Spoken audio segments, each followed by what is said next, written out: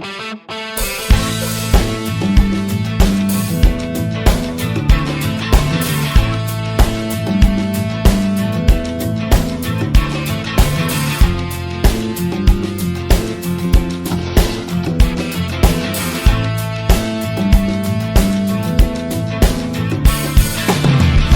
this is Boone, Slot Car Garage. Let's do this. Hi, I'm Boone, and this is Boone Slot Car Garage. And tonight we're going to go ahead and we're going to build ourselves a kit from these guys right here, Magnetic Racing. Now, Magnetic Racing is located in the UK, and they're ran by two guys by the name of Ian and Doug. And the two of them have went ahead and built this business where they build all sorts of different kits for your slot car layout. And they have stuff like pit lanes, and they have buildings and billboards and bridges and track lighting. I mean, heck, they even got figures. You just got to go over there and check it out. I mean, it's really, really cool stuff. So not only do they just build for, say, 1/24th and 1/32nd scale, but they also cover 1/43rd and 1/64th. So they cover the whole entire gambit of slot car stuff. So yeah, seriously, go over there and check it out. Really cool. And their kits are built in such a way that they use a laser type of cutting system. And when you go to fit this stuff together, it just fits together just perfectly. I mean, it's really, really nice stuff. So again, go check them out. Really cool. I'm not just saying this. I put together a few of their kits now, and I just have fallen in love with these kits. I mean, they're really, really cool. And you can kind of stretch them a little bit further and put your own little pizzazz into them. So yeah, cool stuff. But also, if you're looking at this and going, well, Boone, you know, I'm got two left hands. I can't, you know, I'm having trouble. It's okay, okay? They got you covered there, because not only can you buy a kit, but you can also buy a kit that's fully assembled and painted. I mean, they'll go ahead and put it together and paint it for you too. So yeah, they got everything covered. So it's really cool. But let's get what we're gonna do tonight. So what we are gonna do tonight is we're gonna go ahead and build this. And what this is the Firestone Crosswalk that they offer. And it's really cool. I mean, the first time that I saw this, I thought it was a real building. So I'm going on the web and I'm going all over the place. I'm going, where did they find this building? I mean, I even emailed him. I'm like, Ian, where did you find this building? And he's like, oh, we designed this ourselves. And I was like, really? I said, this should be like on a track somewhere. But, well, enough with that. This is what it is. And it's really, really cool. So what we're going to do tonight is we're going to go ahead and build this. We might do a few things to it. Well, we are going to do a few things to it. So that's a given, right? But hey, this could be kind of fun. So stick around and let's do this. All right. So first thing we need to do is go ahead and get on the Magnetic Racing website. And if we go all the way down to the bottom here, we scroll all the way down, we get into this gray area down in here. And if you look off to the side, it has instructions. So go ahead and we hit that. And this will bring up the instruction page. And on your label, that's right here on the front, the first panel of the kit, it has this sticker right here. And where this blue tape is at is where the passcode's at. So it indicates right in here. So what we need to do first off is find our kit. So our kit is the 007 kit. So we go down here and we hit Firestone Crosswalk. So we hit that and it'll bring up the kit. Now, I've already entered in my passcode, so it just comes up right away. But it's going to prompt you to go ahead and put in the password. So you type in your password and then it opens up your instructions. So now, since we have our instructions up, we just kind of go through here and it'll just kind of give you a detailed description of how to do this. Now, this is a pretty good sized kit and it has 2 towers to it. So there's, you know, the 2 towers. So what we need to do is go ahead and build the one tower, and then you use the same instructions then to build the second tower, because they're pretty much a mirror image of each other. So what we need to do is go ahead and get all our bits and pieces together. Now, I've decided that I'm going to go ahead and change it up a little bit at this point. So what I have done is I've went ahead and changed the outside a little bit, and I also changed the inside a little bit. Now, what I'm going to do is I'll go ahead and get those pieces and come back, and I'll show you what I did. All right, so what I've done is I've done a little bit of prep work prior to us starting this adventure as far as building this. Now, in the kit, you'll have these panels, and you have the pieces that are all in here. In fact, this is the panel that had some of the walls and stuff that were in here, okay? Now, they put these in here with a little tiny nub. If you look right here, I don't know if you can see it on the camera, but there's an area where it joins. And what you need to do is go ahead and take an X-Acto blade and cut down on that a little bit, you know, put it down on the table and cut into it so you scar it and go all the way around. Make sure you've taken care of all of them before you try to press it out, because the MDF, if you don't scar that and you try to push it, it will have a tendency of tearing the outside wall of the MDF. So to assure that it comes out nice and clean, use an X-Acto blade, go ahead and trim it a little bit, and then work it out. So once you get that out, let me get this off to the side, you're going to have little nubs where it connected. Now, what I do is I just take my X-Acto blade, I trim it a little bit, and then I come back with some 220 sandpaper, and I just sand that lightly to make it nice and smooth. Now, you can use sandpaper like 220, or you could use like an emery board that you use on your nails. So either way, great way to go. But what you want to do is get those nubs down so that when this does fit all together, there's nothing that's going to impede your fit. So being that these are laser cut, they're very precisely cut as far as how everything goes together. So if there is a little bit of a nub there, you're gonna notice it. So being as such, Magnetic Racing with their buildings, they make a double wall. And what I mean by that is they have an inner wall and they have an outer wall. So when this goes together, you know, it's doubled up, which is really cool, because not only does this add a little bit more definition to the kit, but it also strengthens it quite a bit. I mean, MDF alone is pretty strong, but you go ahead and you double wall that up, and you can see right here where those notches are out, and then the other one fits in there. I mean, it's assuring a really nice fit, and it's making it really stout. So it's going to be built like Fort Knox. But nevertheless, let's get back to what we got here. So we got the inner and outer. And what I'll do a lot of times is I'll peruse through my kit and kind of see certain things, and then I might look at them and say, you know, I might want to go ahead and tweak with this a little bit, or, you know, start doing some different things. And what I did to this kit is, here's the one section, which is this guy right here. Okay, so we have stairs that go up in this area. Now you'll notice that this guy's all white. And you're like going, Boone, what did you do to your kit?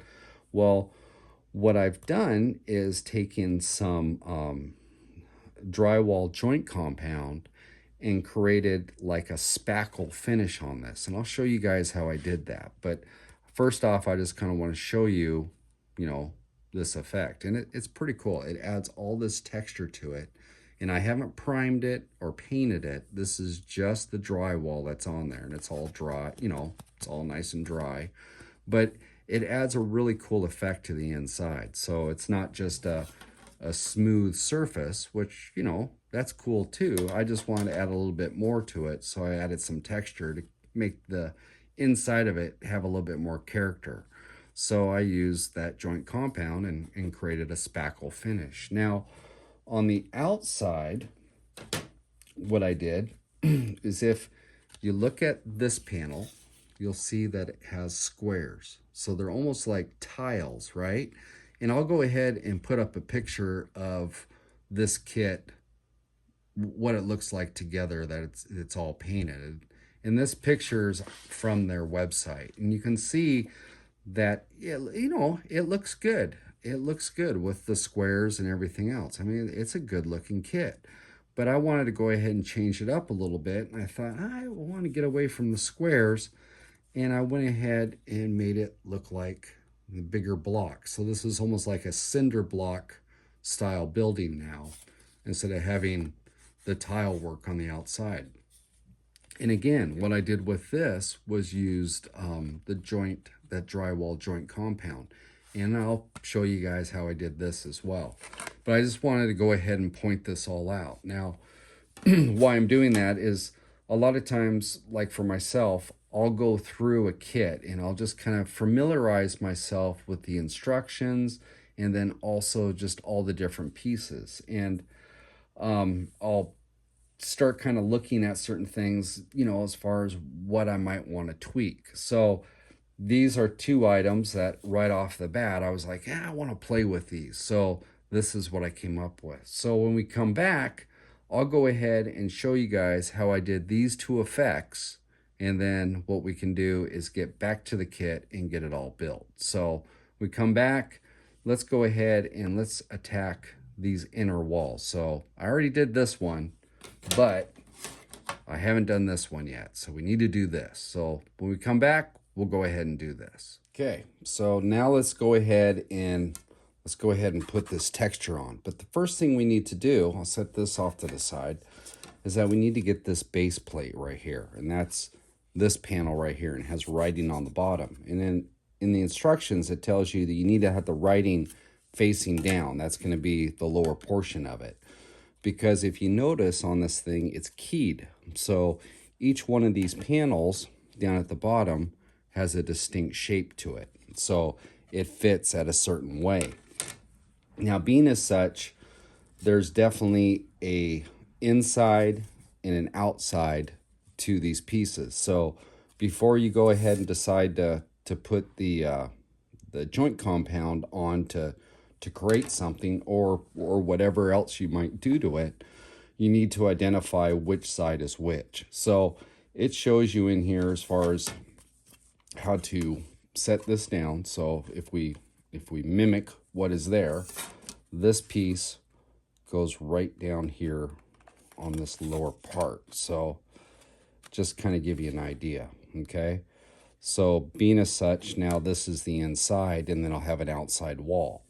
Well, we need to go ahead and figure that out for all of them. So what I did is I went ahead and figured it all out. This is the door opening, so it actually goes right on to this one side right here. So this is the inside and that's the outside. Now, what I did with the other pieces is I just went ahead and marked them so that I knew which side was which. So what I'm going to do is go ahead and once you get that established so you know which side's which, then what we can do is go ahead and put on that joint compound. So let me go grab the joint compound. So this is what I'm using, and it is just drywall joint compound, and it works great. I use it in the scenery when I cover up the polystyrene when we're doing different effects for scenery. Stuff is great, and it's very inexpensive, and if it's good enough for a full-size house, it's good enough for our scenery is kind of the way I look at it. So what we're going to do with this is apply it to the inside of our board. But the first thing we need to do, if you look at this, you'll see that these areas right on the side don't have any of the joint compound. And the reason behind that is that they actually connect together, okay? So we don't want joint compound down where these two fit together, because then our fit is going to be nice and true. So how we're going to go ahead and protect that is I have some tape, just some, this is inch, but you could use 3/4 inch or whatever. And all I'm going to do is just go ahead and line this up all the way down and just cover those tabs, okay? So that it protects the side down in here. Let me pull this up. And we're just lining it right down here on the side. You can see on the back, it's right here. And I'm lining it up right with the edge of this, okay? So that we don't get any of that joint compound on these little tabs. So I'm gonna go ahead and mask off the rest of this. And when we come back, we'll go ahead and apply that joint compound. Okay, so I went ahead and I have it all masked off so the edges are protected. Now what we can do is go ahead and start applying the joint compound. And you can see that it has a pretty cool texture to it. Once it's all painted and whatnot, it'll kind of give it kind of a stucco finish. So yeah, kind of a cool way of dressing it up. So what I'm gonna do is just use a small brush and just kind of grab some of this. And all I'm gonna do is just go ahead and brush some of this on. So let's see here. Let's get some of it brushed on here. You get it like so. And I'm not putting on a heavy coat. It's, you know, if you can see, you can kind of see through it a little bit. It's not real heavy. It's kind of a little bit transparent, but just enough that it covers so we can put some texture into it, and it'll take the texture. So let's just go ahead and put some of this out like so. Now, once you have it like that, just take your brush, and I just kind of just lightly tap it. And by doing this, you'll start to create a texture that's in it, and just by tapping it like this, I'll show you. So we just kind of go like so. And the nice thing with this MDF is that, like with balsa, if you put joint compound or you introduce balsa to any type of moisture, it'll warp. And this MDF that they have, it won't warp. If you do it sparingly, it's not really going to affect it. Now, if you loaded it all up and had a whole bunch of moisture on it, it might start to distort it, start to separate it. So, but just a thin coat like this and we're okay. So if you notice, I went up one side. Now I'm going to go across and just kind of hit it just lightly. And I'll just get this little section done and I'll show you. So just hit it like that. Put the brush back in there, and there we go. And then all I need to do is let that dry, and it has that light kind of stucco finish as far as with the texture on there. So I'm gonna go ahead and do the rest of this. And then when it's still wet, I'll take my X-Acto blade or, something, because around these edges, like you see down in the door where there's a little bit of residue down in here, just take like the back side and just kind of scrape that out so that you don't have anything down in the edges. So that's around your door openings, the window, and especially in these areas right here, because this is the landing for the stairs and actually has tabs that are going to go in here for the landing. So we want to make sure that all our openings don't have any of the joint compound in there. We want to make sure we clean it all out so it has a nice fit. So I'm gonna go ahead and finish this up, clean it all up, and we come back, we'll go ahead and I will show you what I did on this piece. So finish that, come back, do the other one. So we're back, and there it is. So it's still drying. It takes a little while for it to dry, but since it's a nice thin coat, it dries pretty fast. Within a couple hours, it's fully cured out, as long as you have not put quite a bit on it. So I just need to go ahead and set this off to the side now. I went ahead and cleaned up all the edges, made sure everything was all nice and true, and then unmasked it, obviously. And now it's just ready to dry, and when it's time, we can go ahead and paint it. So let's go ahead and set this off. And now the second thing we want to do is the outside. So you can see on this that just kind of turn those into bricks. And then plus with the joint compound that I used, it gave it, it gave it kind of a rough texture on the outside. So it actually kind of looks like a type of brick. So pretty cool. So this is what, the panel looks like originally. So kind of a cool difference. But I mean, it looks cool this way too, but I just thought, let's try something a little bit different and do it like this. So to get this effect, what I'd used again was the joint compound, but now this is a little bit different. So what I'm gonna do is just go ahead and put the joint compound down. Now the outside here, it mimics like a board, like a trim board that goes around this tiled area. So I don't want to per se get it on my trim board. I just want to go ahead and cover this grid. And then also you need to keep in mind is that around the doors, there's also trim. So there's trim around this door, and there's also trim right here around the window. So we don't want to cover that, okay? So what we want to do is go ahead and take your joint compound on that brush again, and I'm just going to go ahead and put this on here. And now what I'm going to do is go ahead and just brush this down, okay? So I'm just kind of brushing it down. And if it gets over here, it's okay, because once it dries, we can take some of that 220 sandpaper and just kind of dress the edges real quick and clean it up. So what I want to do is just go ahead and get some of this smeared down and get it kind of covered up like so.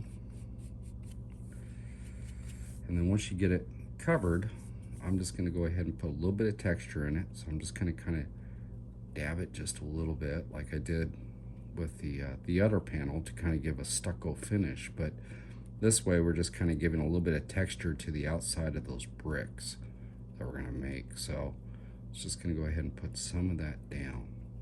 Okay, so now I have that. Now we need to do is I found that using a paring knife, so I have an old paring knife here that I use, and what we want to do is reestablish the line. So we have this line that's down on the outside. So I'm just going to go ahead and drag this down through, and I'm just finding that line, the seam.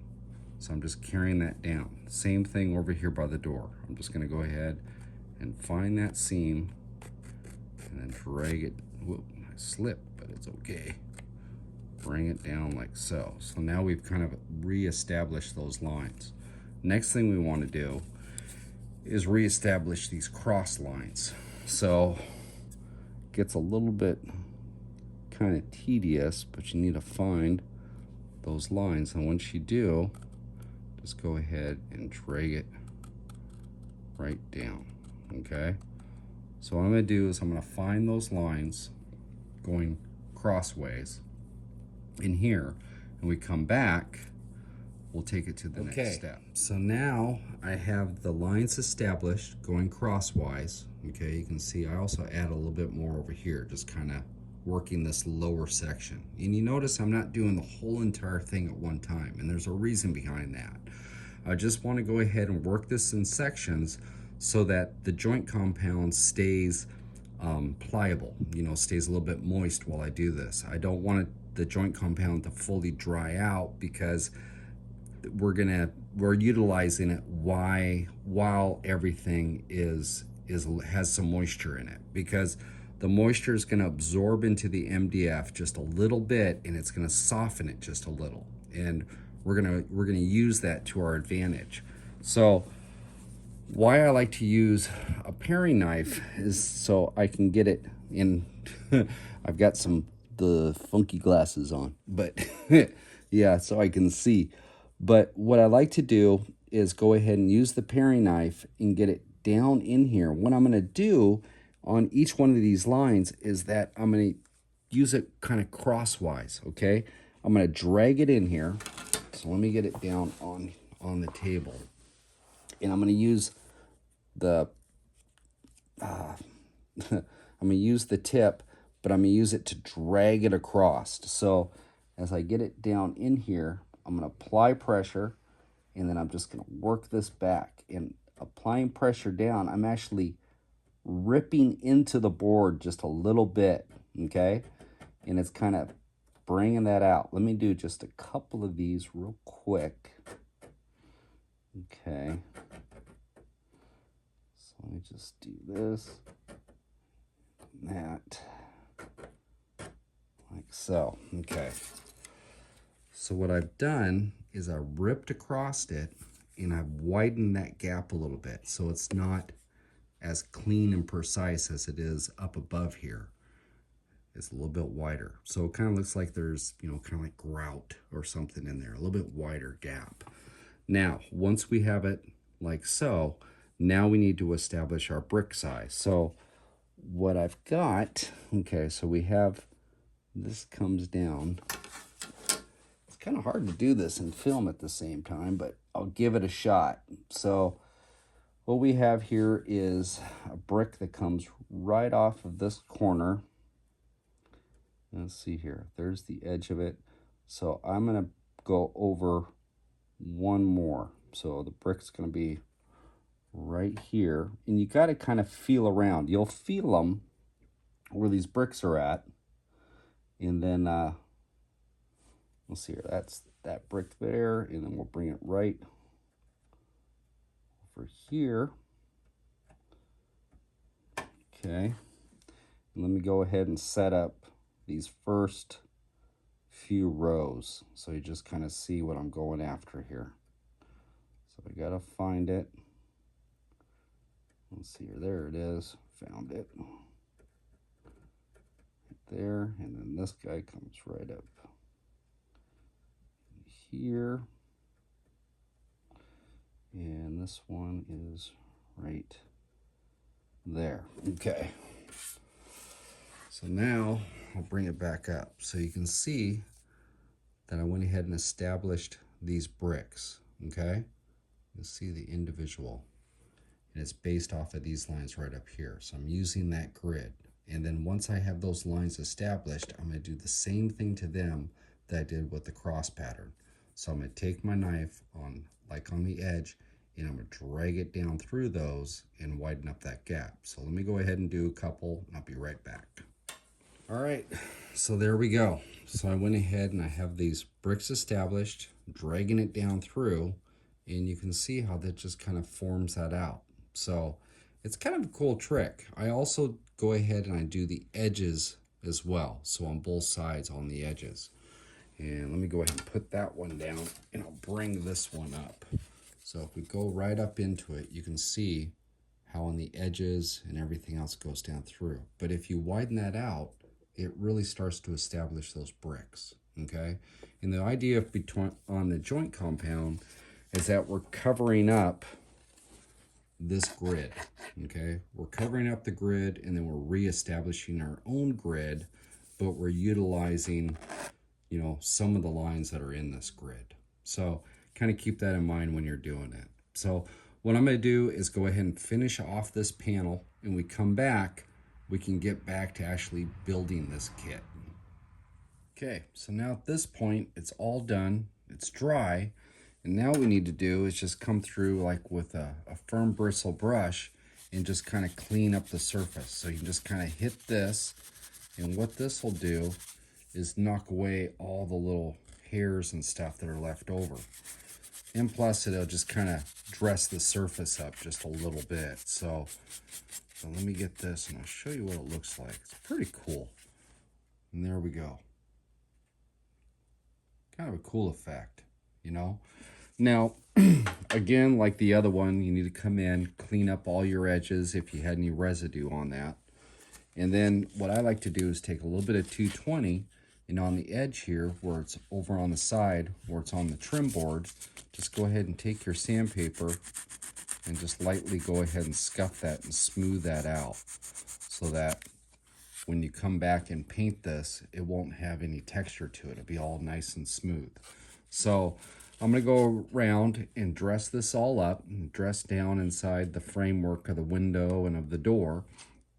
And then we're ready to go ahead and start assembling. So I have all my interior pieces all here in the floor.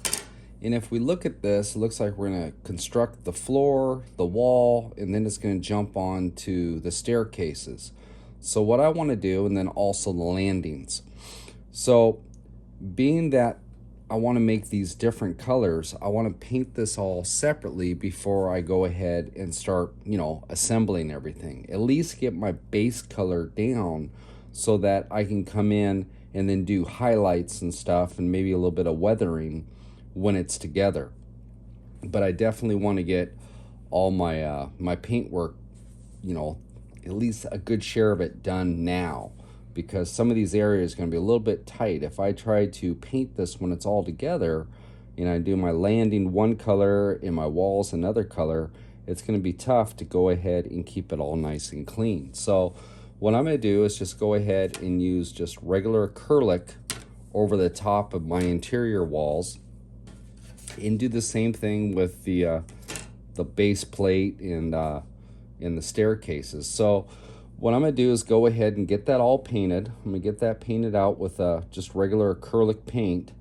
And when we come back, we'll kind of touch base in here where we're assembling the staircases and see how that goes. Before I get too much further, I started putting together these stair treads, and I thought, maybe I should go ahead and show this real quick. So it indicates in the instructions that the stair treads are two part. So we have the railing, and then we have the area that goes right down in here for the risers, okay, and then the treads go across. But it's actually, they're two different sizes. So when you glue this together, it has a little bit of a step right in there. So when your tread goes in, it'll rest right at that point. Now, to make sure that everything's aligned, Ian and Doug have made sure on this portion right here, if you look at it, you'll see a little line right there. And that's so you can line this piece up to it, and that it fits just the way, it's supposed to. So thought this was kind of important just to go ahead and point that out. Now, obviously we're going to use the gel super glue to put this together, and that's what they suggest as well. So what we need to do is just put a couple dabs on this, and then when you put this in, make sure that it is aligned properly, okay? So the one thing about these kits is, since they do the laser cut on everything, the tolerances are real tight. So if you're off a little bit or something like that, you're gonna see that. It's gonna have issues when you try to put it all together. So when you're putting these type of things together, just make sure that take the extra time and make sure everything's lined up correctly. So I'm gonna go ahead and finish off this one, and this is what it looks like when it's all complete, and you can see how that's just glued together. So I'm gonna go ahead and do that, and then I'm gonna paint these guys out.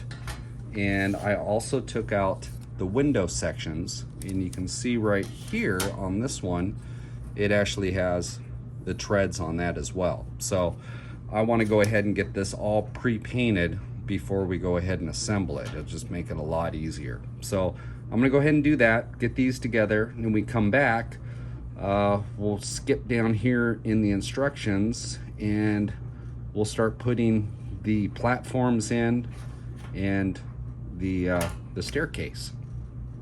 Back.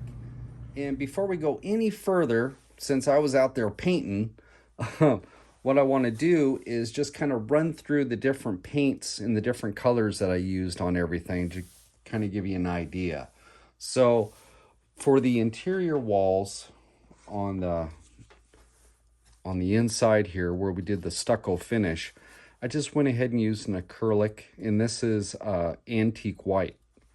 And it just kind of is an off-white, and just kind of gives that stucco kind of that, kind of that authentic look to it, because stucco isn't like bright white. It's kind of a you know, kind of a dirty white. So yeah, that worked out pretty good.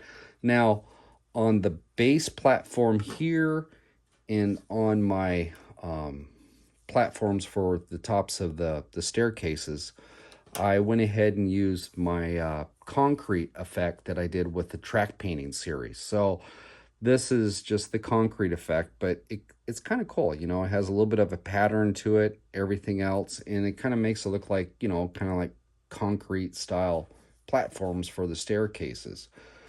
Now with the actual risers themselves, right here, I went ahead and used a spray can, and this is an enamel, and I wanted to use an enamel because a lot of times with, you know, metal staircases, which I'm kind of making this look like a metal staircase, you know, they'll use like kind of a gloss type of oh shoot, with a epoxy. So to replicate that, I just went ahead and used rattle can enamel. So this is called machinery gray, and it has a really cool look to it, you know. And when it's all put in there, yeah, it looks pretty good. So I did that with the stair risers and the railings, and then on the window area that we had talked about, the outside here, since I wanted to kind of make this look like, again, kind of a metal structure instead of a wood, I used a white enamel. So this is a white spray can enamel, and it just has a little bit of a sheen to it. So I thought that kind of was kind of a neat look for that. And then for the inside of it, so this is like, again, this has a two-piece wall. So on the inside of it, I went ahead and did the antique white. So this will be facing in the inside, okay? So an antique white, and then use that machine gray for the risers again. So it's on both sides. And I went ahead and painted this side as well, because when this lines up, okay, so it's gonna line up like so. If it's off a little bit, I wanted to make sure there's some white behind that. Otherwise, it might show a little bit of a line in there. So to alleviate that, I went ahead and decided to, you know, just paint both sides of this one.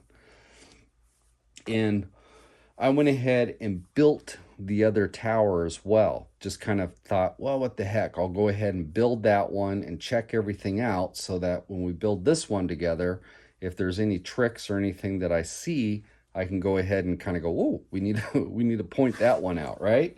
So let me go ahead and grab this, and then here's the tower up to this point. So I went ahead and got the sides on it. I've got the windows in here. I just have not put the finish plate on this side. And the reason behind that is that when we put the roof on it, I want to have a light up here that's going to illuminate the inside of it. So I need to have enough access that I can get that rigged in, and then also down on the inside, which is going to be, yeah, right over in here, I need to go ahead and run my wires down through here. So I just need the access to do it. So I didn't want to, you know, complete this all the way. But yeah, I mean, it turned out pretty cool with those different colors and the different effects and then some shading and whatnot. It turned out pretty cool. And I used a little bit of yellow on the stairs just to kind of give it that, you know, safety first type of idea to it. But yeah, kind of cool. And then put some different little stuff on the walls and whatnot in the inside. Did some weathering. So we'll get here eventually, but let me go ahead and set this off to the side. And let's get back to this. So what we need to do at this point is to go ahead and start putting together our risers. So these guys. And now that we have all our pieces painted, it just lickety split, we can get it together. Now, let me go ahead and bring up my tablet again. It timed out on me. But what we're gonna do is we has two different platforms, okay? Has a larger platform and a smaller platform. I'll bring those out. So here they are, okay? And they're definitely two different sizes. Now the smaller one is going to be on the lower staircase, and the larger one goes up here on the upper. All right. So what we're going to do is we need to start with the lower, put that one in, and we need to go ahead and put in the upper, and then after that we'll put in the stair treads. Now this portion of it, as far as the actual putting in the staircase and whatnot, goes real smooth. It's very easy. When it comes to the treads, I'm going to go ahead and come back when we get to that, because there's something that I learned about the treads that I need to go ahead and pass on to you guys. So I'm going to go ahead and get the stair rise, or the we're going to get the darn stairs in there, right? So let me go ahead and do this. When we come back, we'll go ahead and address the treads. All right, so we're back and have the staircases all in there and the platforms.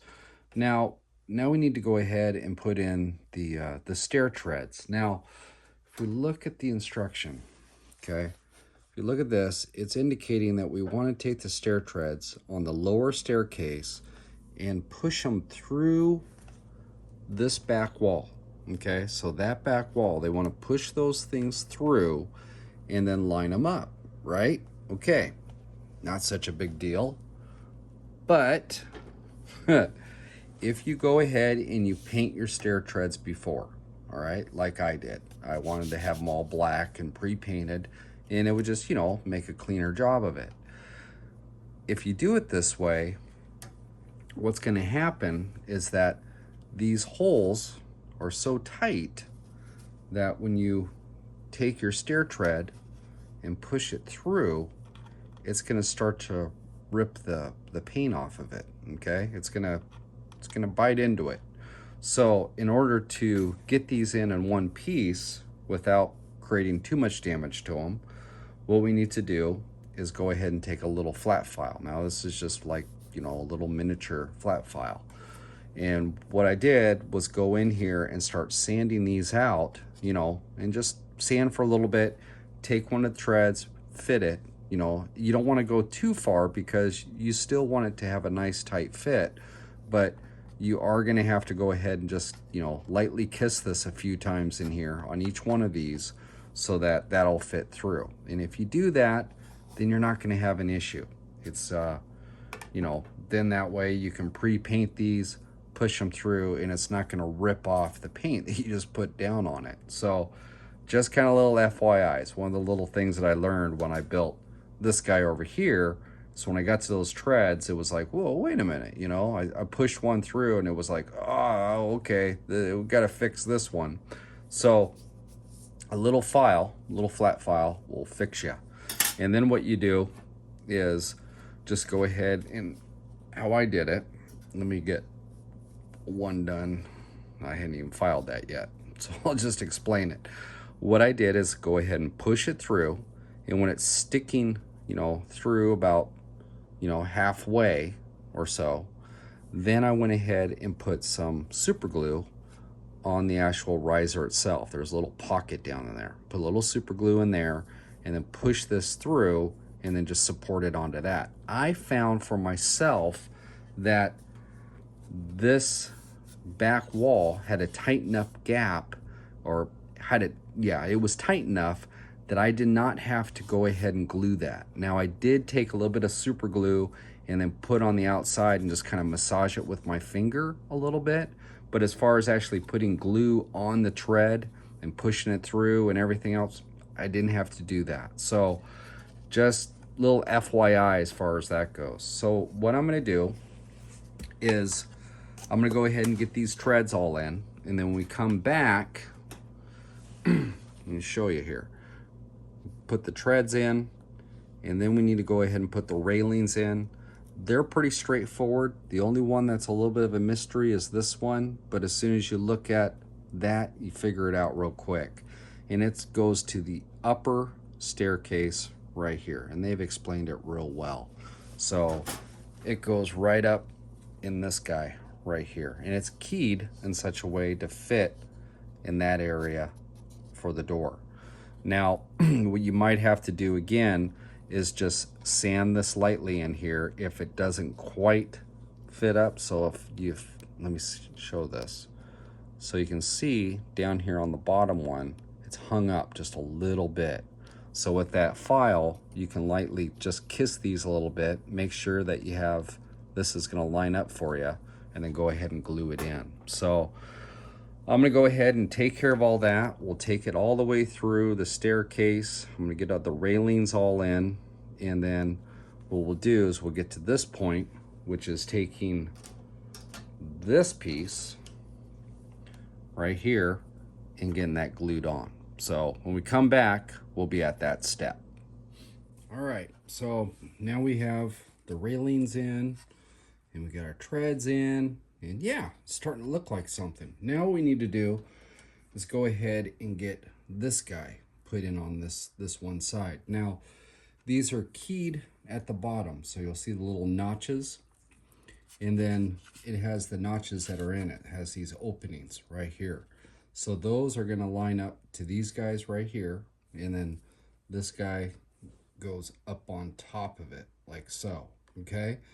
Now, I just go ahead and just super glue a little bit down here on the flange and just press it in. Now, you might wanna go ahead and put this down on a table so you can, because you're gonna take a little bit of force to get these guys to fit in, all right? So just support it well, and then, you know, put it on.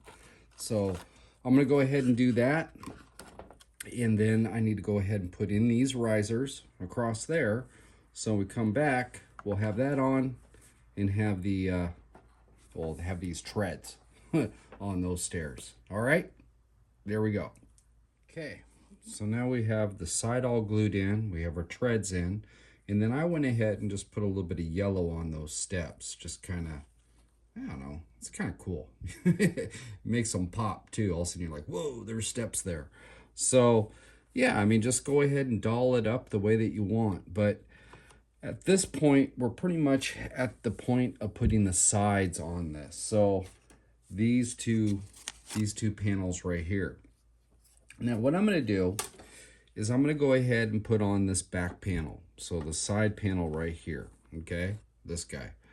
And then at this point, I want to go in and, you know, put in some stuff on the walls, and I want to go ahead and do a little bit of weathering as far as on my steps and whatnot.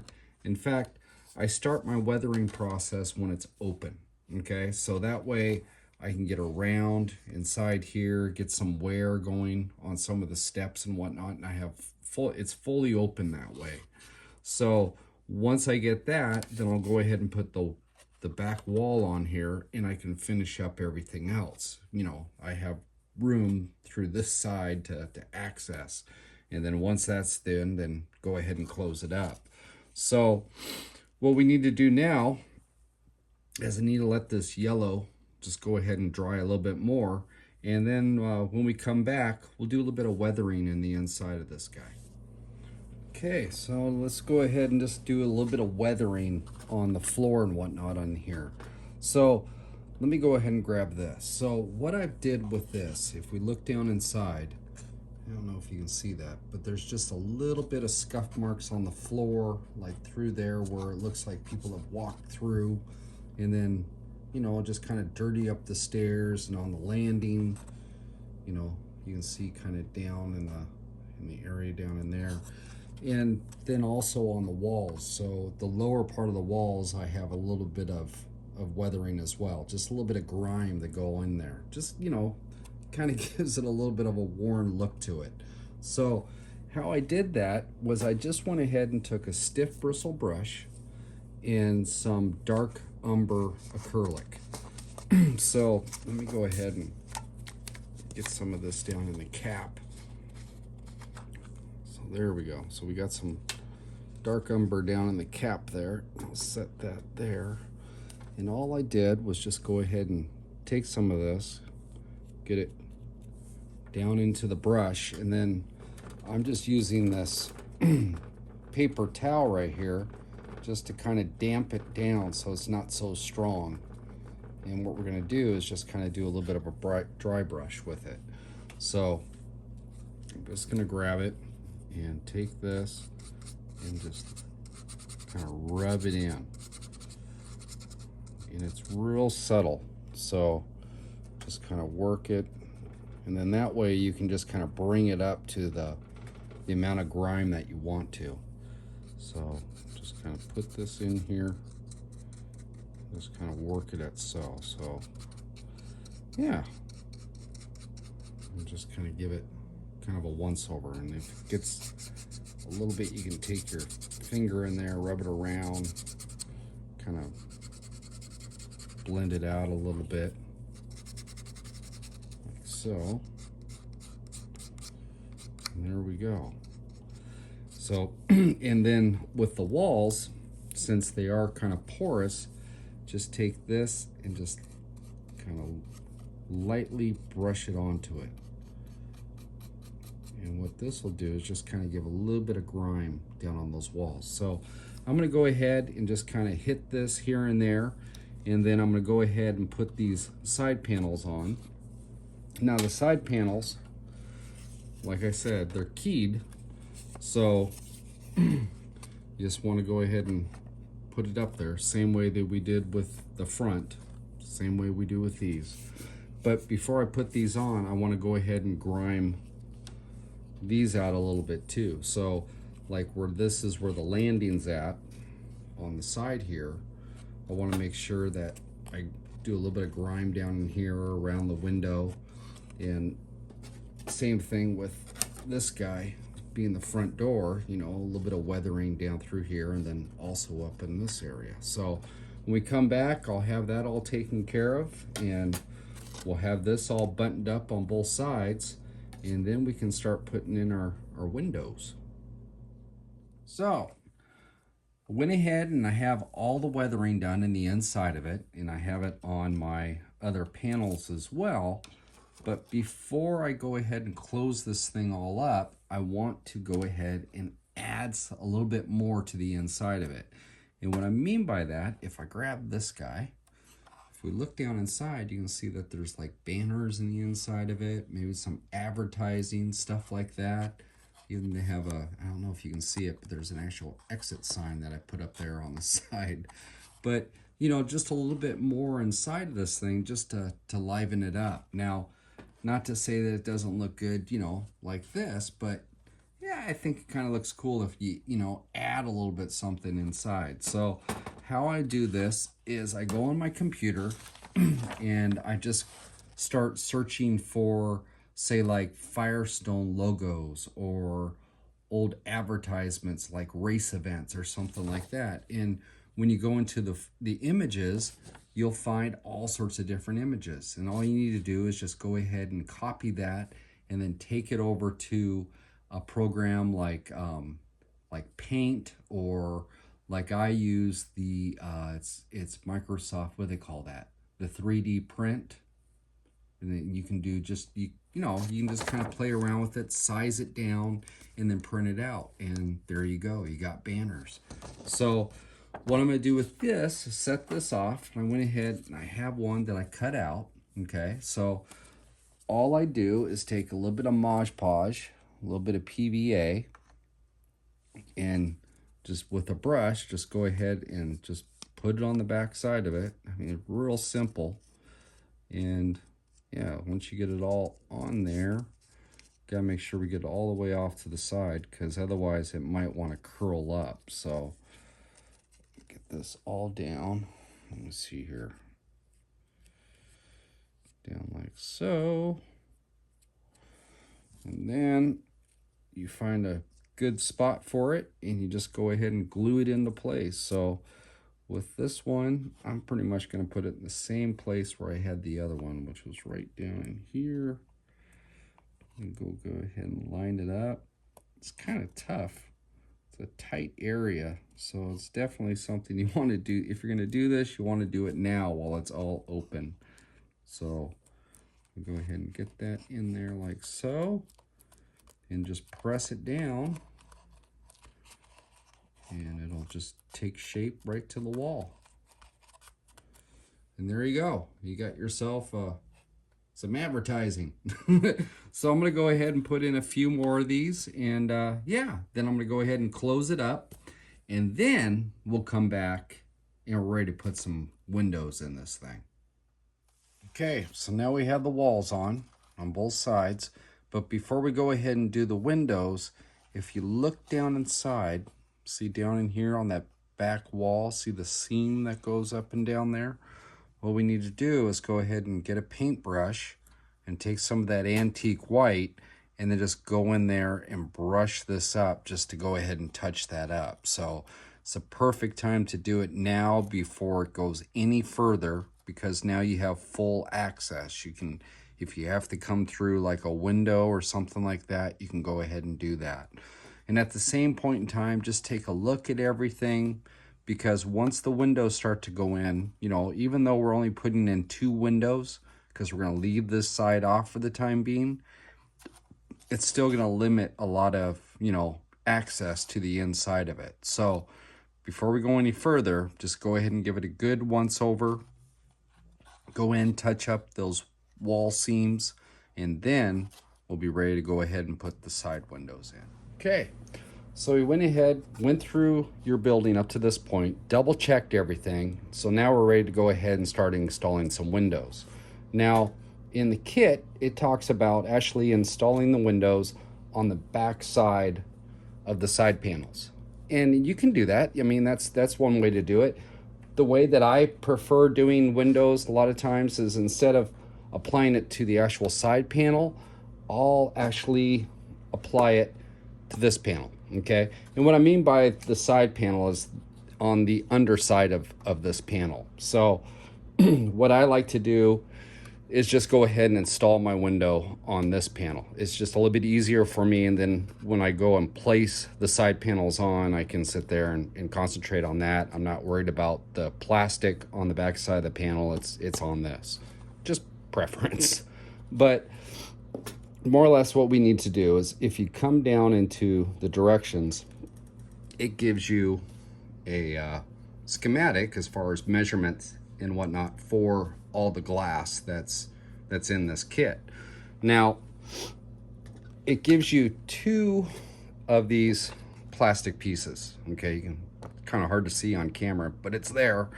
And actually, there's a lot of plastic here. So, I mean, it fits like so, and there's enough that you could do both of these towers with 1 piece. But it's kind of cool that they gave us an extra piece just in case, you know, something happens, you know, you mess up or something like that. So what I'm going to do is just go ahead and put this down in here and give myself enough of a gap around the sides so that when I put glue onto it, it's not going to gas out. Now, with super glue, as it dries on plastic, especially on plastic, it'll cause a kind of a hazing effect. It'll look like kind of a whitish fog as the accelerants start to cure out. Now, super glue obviously is the fastest way to do this, but you can put on these side panels, if you didn't want to take the chance with super glue, you could use like a nice PVA, like Mod Podge. And this is the gloss Mod Podge. And the nice thing about this is, as it dries, it's not going to gas out for you. So that is definitely, you know, a way of doing it. And, you know, quite honestly, the way that, you know, if you do the kit, you can put the Mod Podge onto it, hold it there for a little bit. In fact, I'll tell you what, instead of using the super glue, okay, I'm going to use the Mod Podge. So I'm going to show you. I mean, super glue is pretty much straightforward. Put it on there, put it on, boom, it's stuck, right? Mod Podge a little bit different, dries slower. So we're going to go ahead and do it this way. So instead of doing that, we'll do that. So what I'm going to do is go ahead and measure out the squares that I need, cut those out, and we come back, we'll go ahead and glue it down with the Mod Podge. So I have my little window all cut out here. And if you notice onto it, let me go ahead and set this on so you can actually see it. I use that blue Sharpie, okay? So on the blue Sharpie, you can see those marks. And a lot of times I will leave those on just for a little bit of visual aid because, you know, the eyes aren't as good as they once were. So by leaving these on here, it makes it a little bit easier to see as far as to make sure that I have it, you know, where I want it to be. I can look in the corners and see my little marks and go, okay, that, you know, that looks good. So one thing about putting in windows, obviously, is that if it's dirty, you want to make sure that you clean it ahead of time, and then try not to put your, you know, your hands and stuff on the inside, you know, if you can help it. Neither way, if you can help it. But if you are going to touch it, you know, if you can smear it from the outside, a little bit easier because you can clean it off, you know, a lot easier that way. A couple things cool about the Mod Podge. Now, with super glue, if we mess up a little bit with super glue, it kicks so fast and it will melt as far as the plastic goes that it's really hard to get it clean again. You know, say a little drop got on here, it's hard to get it clean. All right. With a PVA, since it's, you know, water soluble, if you get a little bit of a smear onto it, it's okay. We can actually work with it. Okay. We can clean it off and get it all cleaned off the surface. The other thing also is that since this dries clear in its gloss, if and by chance you had a little bit of residue that popped through and you didn't catch it right away, okay, well, when this thing dries, you're not really going to see it because it's going to be clear. So there's kind of a benefit there. The only downside of this, using this, is that it is slower than the super glue. But honestly, if you put the glue on there and put it on there correctly, you know, it's going to be okay. So let's see here. Let me clean this off. Enough talking about Mod Podge. Let's get the window on there. So what I'm gonna do is just go ahead and take a little small brush and just take a little bit of glue here. And let me find out, actually, we'll do this. Let me set that here. I'll put my window on here and get it where I want it to be. Okay, a little helpful hint, if you need, just go ahead and take a Sharpie or a pen or a pencil and just make marks, some reference points. Okay, so that way what we're doing is we're showing exactly where that window is going to sit. Okay, so it's sitting there. So that way when we come in with our glue, we have, you know, a guide to go off of. And I'm just going to go ahead and just put kind of a thin layer on this. And let's see here, get that, kind of clean it up a little bit.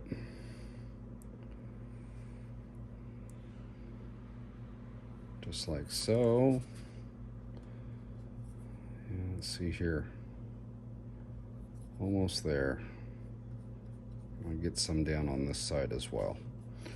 All right, so now that we got that, I'll put my brush in that, and we can take our window. I just touched the back side, so let me clean that just a little bit. Looks good. We have our reference points. Just set it down in here and just set it into place, and then just go ahead and tamp it down. And if you use a thin amount of a PVA, it won't bleed out into the sides or anything else. And just go ahead and just kind of work that down from the sides. And plus the other thing is, if you put too much PVA on it, not only is it going to bleed over, but it's going to take longer to dry. So if you use just a thin coat of this stuff, you know, it tacks up pretty quick. I mean, it's not instantaneous like the super glue, but it still does the job. So there it is. It's on there. It ain't coming off. It's there. So we just need to go ahead and let that dry a little bit. And then this has one more window, so I'll take care of that. And then when we come back, we'll go ahead and start working on the outside of it. We're back. And while these windows are drying, is the perfect time to go ahead and paint the side panels, because this is the next thing you're going to put on. Now, You could go ahead and paint these on it, but you want to make sure that you get all the different edges and everything else. So it's a lot easier to paint these off and then go ahead and install them, you know, after they're all dry. So what I'm gonna do is just go ahead and paint these out. I'm not actually gonna prime these. I'm just gonna go ahead and use straight acrylic paint and just paint it out. The nice thing about the joint compound, it's on there. It's not going to allow paints to per se penetrate down into it or anything. So it works, you know, it works really good. So I'm going to go ahead and get these all painted up like so. And then after that, we just have this little bit of trim work to put on like the doors and the window openings. And yeah, we'll come back and we'll do that, get those installed. And then the towers are actually pretty much done up to this point. If you were to go ahead and build this with no lights or anything, you know, you could just go ahead and just complete the whole entire thing, you know, put in the front glass, put the roof on it and everything else. But the way that I'm going to do it right now is I'm just going to take it to this portion of it, okay? And then we're going to stop, you know, and then we'll start on the actual crosswalk section. So, and then we'll finish these up when everything starts to go back together. So, okay, so I'm going to go ahead and paint these. We come back, we'll get them installed. All right, so we're back, and I went ahead and I painted out all the side panels. Now, if you notice, I didn't paint them out 100%. You can see little gaps and everything else in here. And the reason behind that is because I'm going to go ahead and do a wash, all right? I'm going to do a black wash. Now, I went ahead in between doing stuff, waiting for things to dry, I started playing around with this, and just kind of give you an idea. If we go to the same panel that which this one is, and you'll also notice that this is kind of a bright red. It's kind of a lighter red. And the reason behind that is when you do use a wash, especially a black wash, it's going to darken the color down, okay? So you need to kind of take that in consideration when you paint something, that if you are going to use a black wash, it's gonna change it quite a bit, and you'll see. So this right here has the black wash, okay? This panel does not. You can see quite a difference in the shades of color, okay? This guy right here is quite a bit darker than this. And if I were to paint this, say this red, and then go over with a black wash, I mean, it'd be really dark. So kind of take that in consideration when you are painting, that if you are going to use a black wash, just remember it is going to darken it down. So let's go ahead and set this off to the side. And I've already installed 2 of the sides on this, okay? Now, I installed the back first. And the reason behind that is if we go to the side here, okay, you can see it matches up flush all the way around. So flush on the bottom, flush on the side, and even across the top, it just has the little nubs that stick out, all right? But these side panels right here, they actually go over the top of the back panel. Okay, so if you were to put, per se, the sides on first, if you didn't get it quite right, and if you're working off your window frame and everything else, and say you're off just a little bit, well, it's going to show up back here. Okay, you can see it's going to, it's going to hang back. So just kind of a little heads up, go ahead and put the back on first, then put your sides on, all right? And then the sides will actually mount up, and if you go flush right here like so, then everything will work out accordingly. So as far as putting on the sides, what we want to do is just go ahead and use trusty little super glue. And remember our window pane right here, okay, in the plastic. And if you use super glue and it's too close to the window pane, when it dries and the accelerant hits it, it starts to gas off and do that haze, right? So what you want to do is keep it away from the window area. Okay, you don't want it so far away that it might have a gap. You want to be able to secure it so it's going to be nice and flush, but at the same point, you don't want it too close. So what I'm going to do is just go ahead and put some dabs on this guy, and I like to put on a fair amount of glue. So let's see here, and you notice I'm right out here. I'm not even up into close to it. I want to make sure that it's not going to gas out. So I just kind of go around. Right, let's just put some dabs here.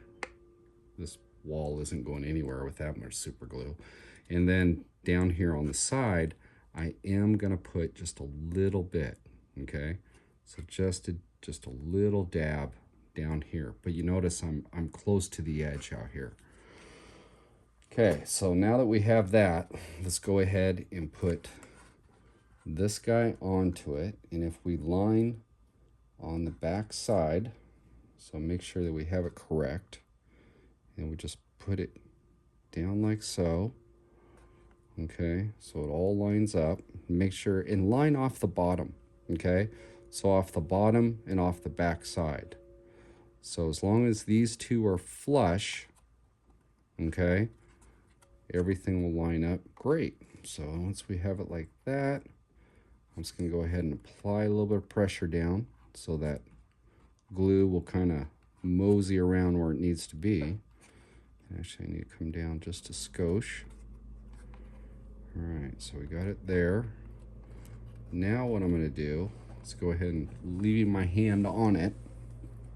I'm just going to go ahead and take a rag with a little bit of a weight and just set on it like that. That way it's just going to push it down, and it's all going to be nice and tight. And then just kind of walk away from it for about 5 minutes. Looks like I'm a little bit loose here. So I'll grab another old auto body dolly. I've got tons of these things. Let's go ahead and set him down there and let it be for a few minutes.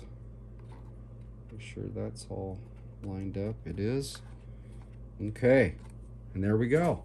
So I'll just go ahead and leave it like that, and when we come back, it'll be dry, and then what we can do is get our trim on it. Okay, so now we have our sides all glued on, and now we need to do is just go ahead and get our trim for around our windows, these two windows, and the door frame.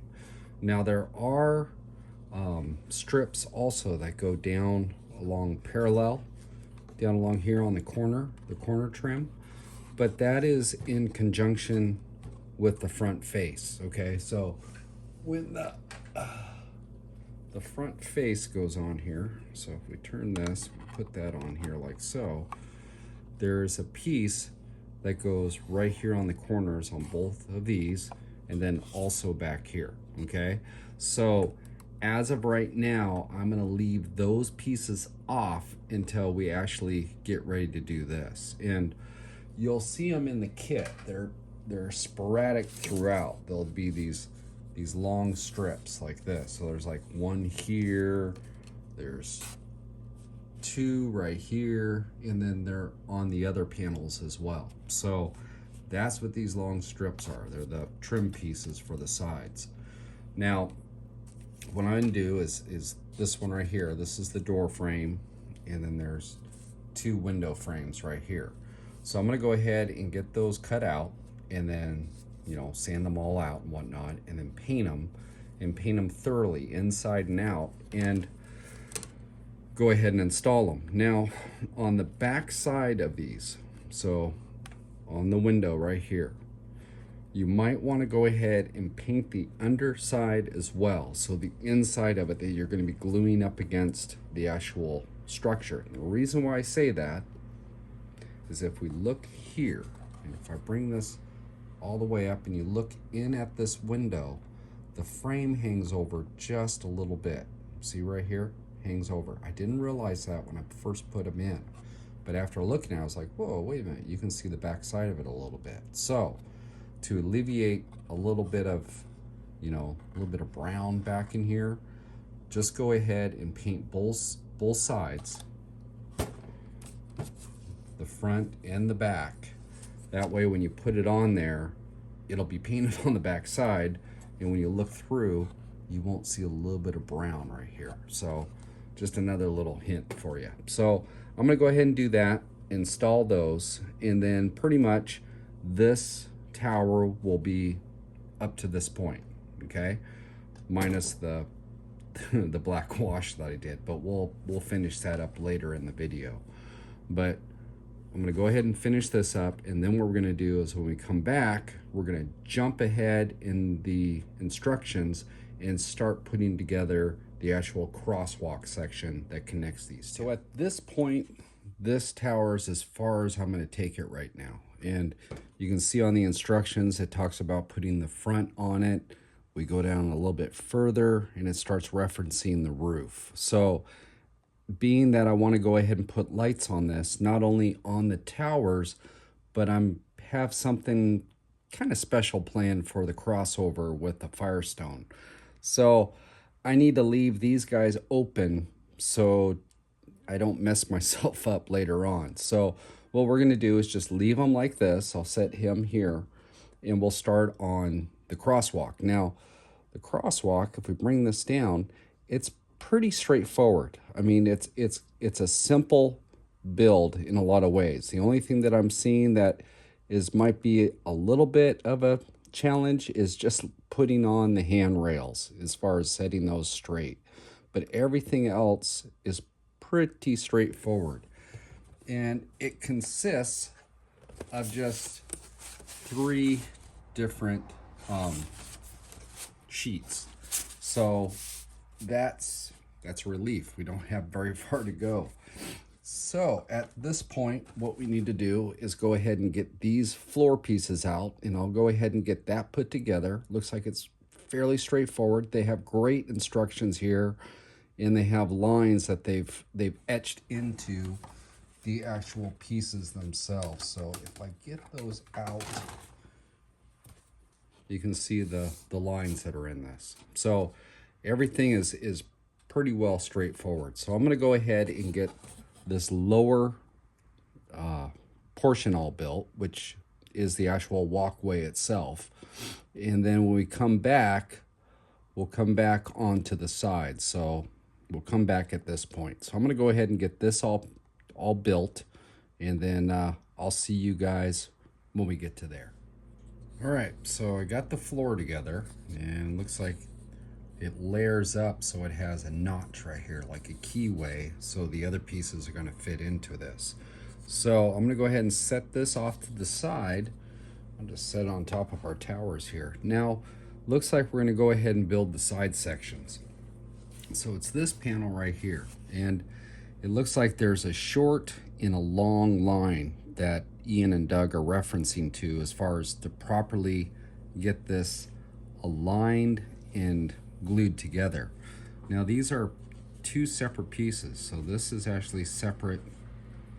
You know, this is the upper, but it's in 2 different pieces here. So I'm going to have to cut this all out. But if we look right up in the corners here, right here, you can see a short line. And if we look at our instructions, okay, it talks about a short and a long. So there's the short, and then there's the long. So that's your reference points. So what I'm going to do is go ahead and get these out, get them glued together the way they talk about. Now, it looks like we're going to glue together the joint in the center. Okay, so this is going to get glued together in here. Now, being that it's going to be a flush style joint that you're doing, you may not want to go ahead and lay this down on a workbench without something that's underneath it. So say like I have a paper towel here, or you could just use a piece of wax paper, but something you can lay down in case the glue slips through it, it's not glued to your workbench. If it's on this, I can bring it up and I can work it away. If it has a little bit of residue, I can just go ahead and kiss it a little bit with some sandpaper and clean it up. So that's kind of a FYI on that one as well. The other thing is that these need to be true as far as glued together. So highly recommend getting a straight edge or something that's going to have a true angle down the side that you can rest this up against, so that these pieces aren't going to kick on you or anything like that. They're going to be all the way straight, all the way across. So I'm going to go ahead and get these down, get them glued up, and when we come back, I guess we'll take it to the next step. Okay, so I went ahead and laid, let me get these guys out of the way. Went ahead and laid this guy down on a piece of paper, and he's glued to it. So it's a good thing that I did that. And then went ahead and used just a larger square as a straight edge so I could go ahead and make sure that everything was true. So it's probably the best way to do it. That way you can put it up against the edge here, and when it goes across the top, it's going to be as true as you can get it. So one thing about this is that they've laser cut some lines in here. So let me go ahead and I'll bring this forward. So you can see the lines that are laser cut, okay? Right in here. And those actually go for your next piece, and it lays right over the top of this into those so that it fits that grid. So there's two ends and a center, okay? So let me just go ahead and put these up here real quick. Already had them pre-fit once, but just go ahead and put these all together. So it's going to end up something like that. So we're going to go ahead and I'll get this all glued down now. And yeah, so then the sides will be complete and the bottom will be complete. And all that's left then is the roof, but we need to go and glue this onto the base. But I'm going to go ahead and paint these sides prior to assembling this. So when we come back, I'll have this stuff all put together and we'll see what it looks like. All right, and there we go, it's all together. So again, this is all keyed, so everything's gonna lock into place. But yeah, one thing that, you know, as far as your squeeze out and stuff on your glue, I just take a small brush or whatnot and just go through and just kind of make sure everything's cleared out. That way when you go to paint it, you won't have a little glop of glue down here in the corners, you know, that you didn't catch. So just make sure you go around, move your finger all around everything, and if there's any glue, smooth it out. And then obviously make sure you check down in these areas that there's no glue seeping down through here, because if you were to let that dry and there's a little, you know, it's not quite right, there's a little bit of glue, and then when you go to set it in, it's gonna mess with you. So make sure all these little keyed areas are cleared out. And then on the back side of it, you can see where it seeped down and it has a little bit of paper. Just take that off, take a little bit of sandpaper to it, so a little bit of 220, and we can just take care of this lickety split. So just like that. And the paper is pretty much gone. There's just a little bit left in there. I just need to work on it a little bit more, but a lot easier to do that than trying to pry it off your workbench. So I'm going to go ahead and build up the second one, and then I'm going to go out and, well, we'll see. I'm going to build up the second one and see what I'm going to decide to do after that. Okay, so the next step for myself is I'm going to go ahead and take this out and get it all primed and painted, and I'm going to go ahead and stand it up on end so that way I can get both sides. So what I've done is taken some 2-inch tape and laid it, you know, sticky side up, and just went ahead and taped that down to a board, and then just put in little supports on both sides over here. And what that'll do is keep it up in place. There's enough of a little bit of play there that it'll just keep it up. So that way I can spray both sides. I don't have to worry about turning it back and forth now that it's assembled.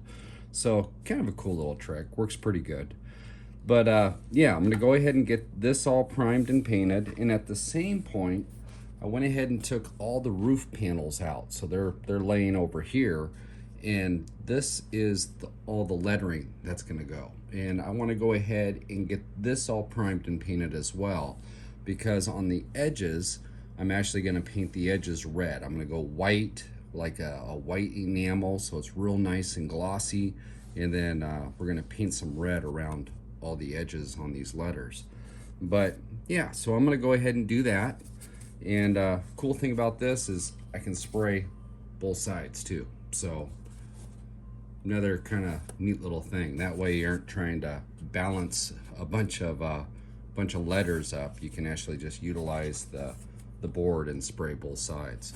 So I'm gonna go ahead and do that. Take care of this. Go ahead and prime and paint the floor.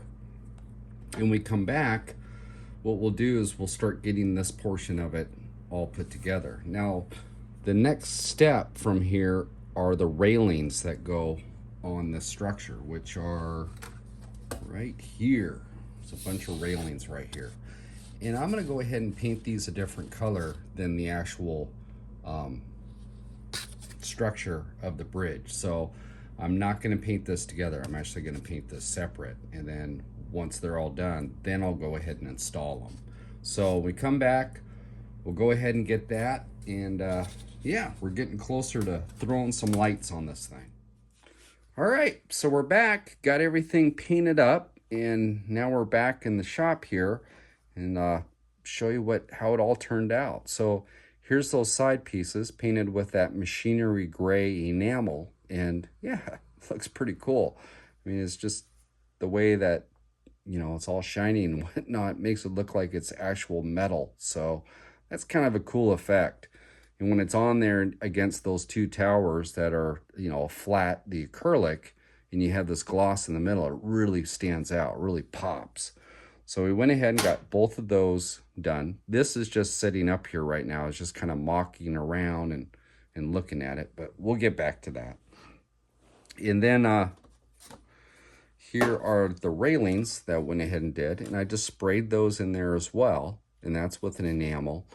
And on the inside of these, it doesn't quite get the color down inside, but once you take these out, you just go ahead and brush touch the side, you know, with some red enamel, and it's all surfaced all the way around. So yeah, that'll look cool. And then we have our lettering, which is the Firestone lettering, and that's done in white enamel. And you know, that turned out cool. And the cool thing is that you can spray both sides when it's in here. And since I'm gonna go ahead and paint the edges of this red, you know, might as well do it this way. Turns out pretty cool. So there's that. And the walkway. Now, the walkway I sprayed with the machinery gray on the bottom, so it'll be all capped off.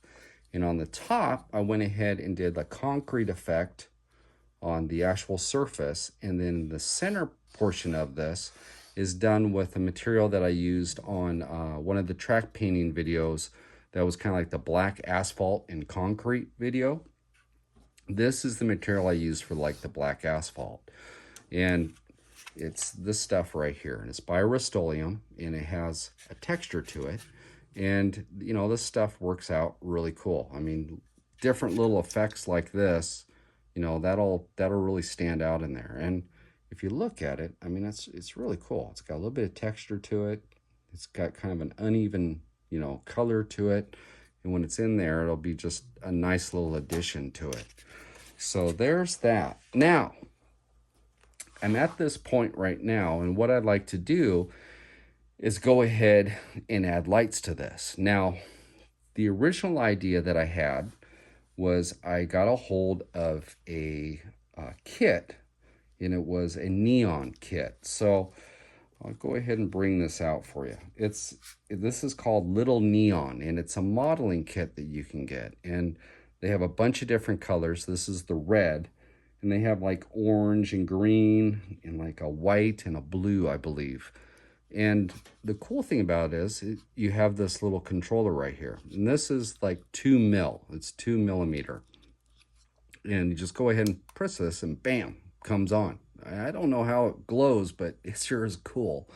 But you go ahead and you have 3 settings with this. So there's a solid, there's one that's flashing pretty fast, and then a little bit slower flash. So the different things you could do with this is pretty cool. I mean, my brain just goes crazy when I started looking at this. I was like, wow, I can do all sorts of stuff. But what my original plan was to go ahead and take the letters and try to make them into neon letters. Well, trying to get this to turn and everything else and get the angles that I want, it just wasn't going to fly. So I was like, wow, what am I going to do? So what I decided is I'm going to run this neon all the way around and outline this with neon, and then have the letters in the middle, and then we'll have indirect lights on those. And that's one of the reasons why I painted the letters with a white enamel, because the gloss, what it will do will, once the light hits it, it'll really reflect that light back to you, as far as they'll make those letters kind of glow.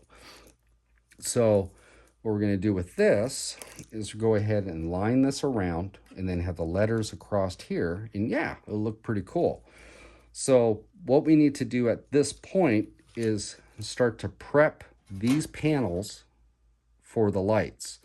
Now the next step on the instructions is to go ahead and install the railings. But I don't want to install the railings quite yet, because I'm going to have to drill a hole in these so I can run my wire through here, okay? So if I put the railings on it, it's just one other thing to sit there and try to fight to do it. And right now it's sitting, I can get it to sit flat and flush. So what I'm going to do is go ahead and get a drill bit that's real close to the actual size of what this is. And this is 2 mil, so right around that same size. And the idea is that I want to make the lights all come through and connect on one side, okay? Meaning I don't want multiple wires going everywhere, okay? I don't want wires going down through here and then wires going down through here. I want to have everything going to one direction, and then there's a plug-in on just on one side. So it just makes a little bit cleaner look. So what the idea is, one of the reasons why we didn't cap the top of these with the roofs is that I want to have a light on either one of these that's going to be down illuminating the inside on both sides. And then we're going to run our wires down through, tag into this one, and then those will drop down through the bottom, okay? So those will be just the LEDs that we're going to put in there. Now also with that wire loom, I'm going to have multiple lights down here at the bottom that will go up, and this is the template they give you for the letters. So I'm just going to use this as reference. And it's kind of cool. They actually, you put this up and it gives you the proper spacing, and then you glue your letters in. Pretty ingenious, actually. So we'll use this as reference. So we go ahead and put this down. We're going to have our letters down in here with lights coming out, shining up into here to illuminate these letters, okay? Now there's going to be multiple lights. We have quite a few. I mean, there's quite a few letters there. So I'm going to have to tie in all that into one wire loom, bring it all the way over into here, and then drop it down along with all the other ones. I had to think about this a little bit. Now, with this, since it's going to have to be on a separate circuit, and I have 2 of these kits, so just one kit's going to be able to take one care of one side, one kit for the other. I'm going to have to splice these wires, bring them together, and again, these will have to go by themselves through the same, system in the inside here. So you know kind of the plan of attack. This is what we got going on. So my first plan is to go ahead and get the neon installed on this. And I want to do this prior to assembling anything, okay? Just for mere fact that once this is installed into it, let me get this off. So once this is installed into it, it's just going to make things a little bit harder, okay? So right now, to do the neon, I'm just going to do it directly on this, you know, by itself. Now, one thought I do have is I might actually paint the outside of this rim actually a red enamel, so that when the neon is on there, it'll actually even pop even more off of that. So I might do that. When we come back in the next clip, you don't know. I might have this painted, I might not. So that's kind of an idea. But what I'm going to do is go ahead and drill a hole, probably down here in the corner, so that we can go through, splice it in, and drop it down. So I'm going to go out, I'm going to go ahead and drill my hole, and then when we come back, we'll go ahead and install the neon onto this panel. All right, so we're back and the lights are off. What I did is I went ahead and I built the other side just so that I could get it all together and then show you guys exactly what we're going to go ahead and build. So here is the Firestone sign with the neon and then with the indirect lights, and pretty much all done. The only thing I need to do now is actually wire the back side.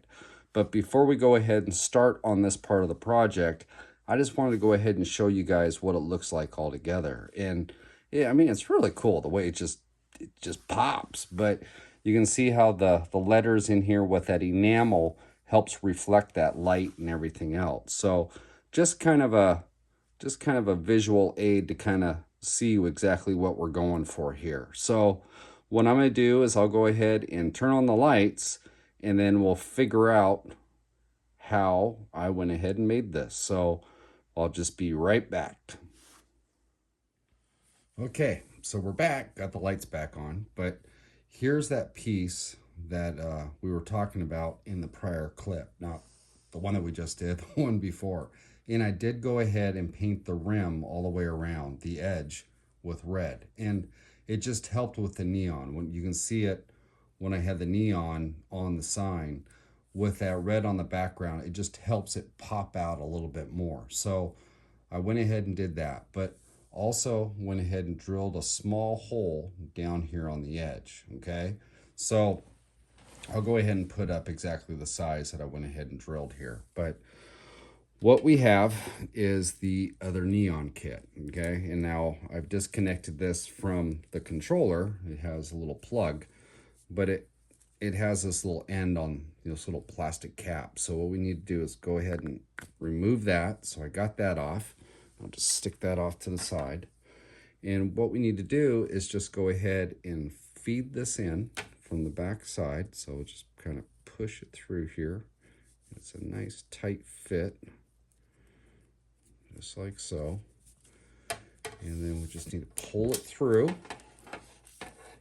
So I'm pulling it through till it hits the shrink wrap. So the end of these have shrink wrap right here, okay? And it must be like a resistor or something inside of that. But what we're gonna do is just put it right at that point. And now we'll go ahead and start laying it down on the edge of this thing. So what I'm gonna show you is that we have plenty of strip here for it. So if I just kind of hold this down, kind of do a rough pull, we're going to have a little bit of extra. Okay, so we don't want to trim that yet. What we want to do is go ahead and oh, come on, get this pulled down. So it's pulled down tight, and then what I have is a small little tiny drill bit, and let me go ahead and grab that. When we come back, I'll go ahead and show you how we are going to attach this. So what I did is I went ahead and drilled 2 little holes down here on the side, okay? You see those? Now you got to take in consideration on the back side of this, if I turn this around, you got to remember we have that keyed area, okay? So we have this keyed area that the floor panel here is going to go ahead and lock into, all right? You can see how my holes are just real close to that, down in that area. And you don't want to have them down lower because it's going to start impeding with our walkway that goes onto that. So let me go and set this off to the side. So with a really small micro drill bit, so this little guy, just a little tiny guy, went ahead and drilled two little holes down here in the corner. Okay, now let me go ahead and take this over. You can see as if we put that down, they're on either side of it. Okay, so there's one on each side. Now what I did was go ahead and I have some of this safety wire. Okay, so it's like a, oh shoot, what is that stuff? It's like a stainless steel safety wire, or you could take even an aluminum wire with it. But one thing with aluminum wire is that it's well, it's aluminum, so it breaks real easy. Nice thing about the steel or the stainless like this is that you can twist this pretty hard. We're not going to twist it real hard because we could actually twist it right through this material, but you can twist it and it's not going to break on you. Okay, so what I'm going to do is go ahead and I cut off a little bit of that, and then I just kind of made it into like a little horseshoe. And I'm just going to go ahead and start these into the corner here, into the holes. So I have both of those in there. You can see how it just slides right in. And then take your wire. Come on, where's the end of the wire? There it is. And what we're going to do is just go ahead and string this through. Okay? So I'll string this through. And like so. And now we have it here. Now what we want to do is just go ahead and pull this taunt, hold it down so it's into place, put your wire down there, and then what we're going to do is just by hand right now come in and give this a twist. And all we're trying to do is just kind of hold it into place so we can go around and do the other corners. So once you have it like that, you see that, okay, so it's holding there, and go ahead and make your turn. So you can make your turn with this stuff, bring it down to the far side, and then go ahead and drill your other holes there. And then once you got that, turn it, come up here, do your little holes, turn it again, and then I'll bring it down here at the end. So what I'm gonna do is I'm gonna go ahead and get those all in. So when we come back, I'll have the neon secured onto this part of it, okay? And then we'll show what we do here at the end. So at this point, we have our wire at all four corners, okay? So it's all at four corners, and we've just did a hand twist on the bottom just to hold it into place. Now at this point, what we want to do is go ahead and pull this down and make sure that it's taut, okay? So you don't want to pull it real hard because you'll pull everything back out of it. So we just want to go ahead and pull it a little bit taut so we can straighten out that our cord for our neon. So I went ahead and pulled it a little bit taut. Now holding it down, I'm just going to go ahead and take some needle nose pliers, and then on this I'm just going to go ahead and tighten it up. So I'm going to go ahead and put these on. I'm going to go ahead and give it a few twists here. Make sure I'm going the correct way. Come on, Boone. All right, so here we go. Let's go in there. Yeah.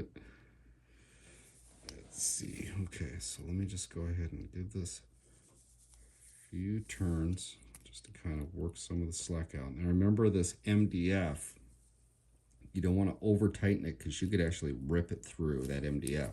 Not alone that you could damage your light right in this corner, okay? So you want to keep that in mind. But you can see how I straighten that out, and it's fairly taut now, okay? We still got to glue it into place, but we want to get as much as the slack out as possible. So let's go ahead and do this one real quick as well. So the long one. So I'm just going to go ahead and set it down, pull this so I have a nice tight fit, work the slack in the corner, hold it like so. So now it's tight, and then just go ahead and tighten this guy up. So let's go ahead and give this guy a few turns. And then what this is going to do is hold it into place for us. Let me get right there. And there we go. I can let go of it. It's right there where it needs to be. So what I'm going to do is go ahead, work my way all the way around here. And then when it comes down to the end, and I have one right here at the end, I'm gonna go ahead and tighten that one up.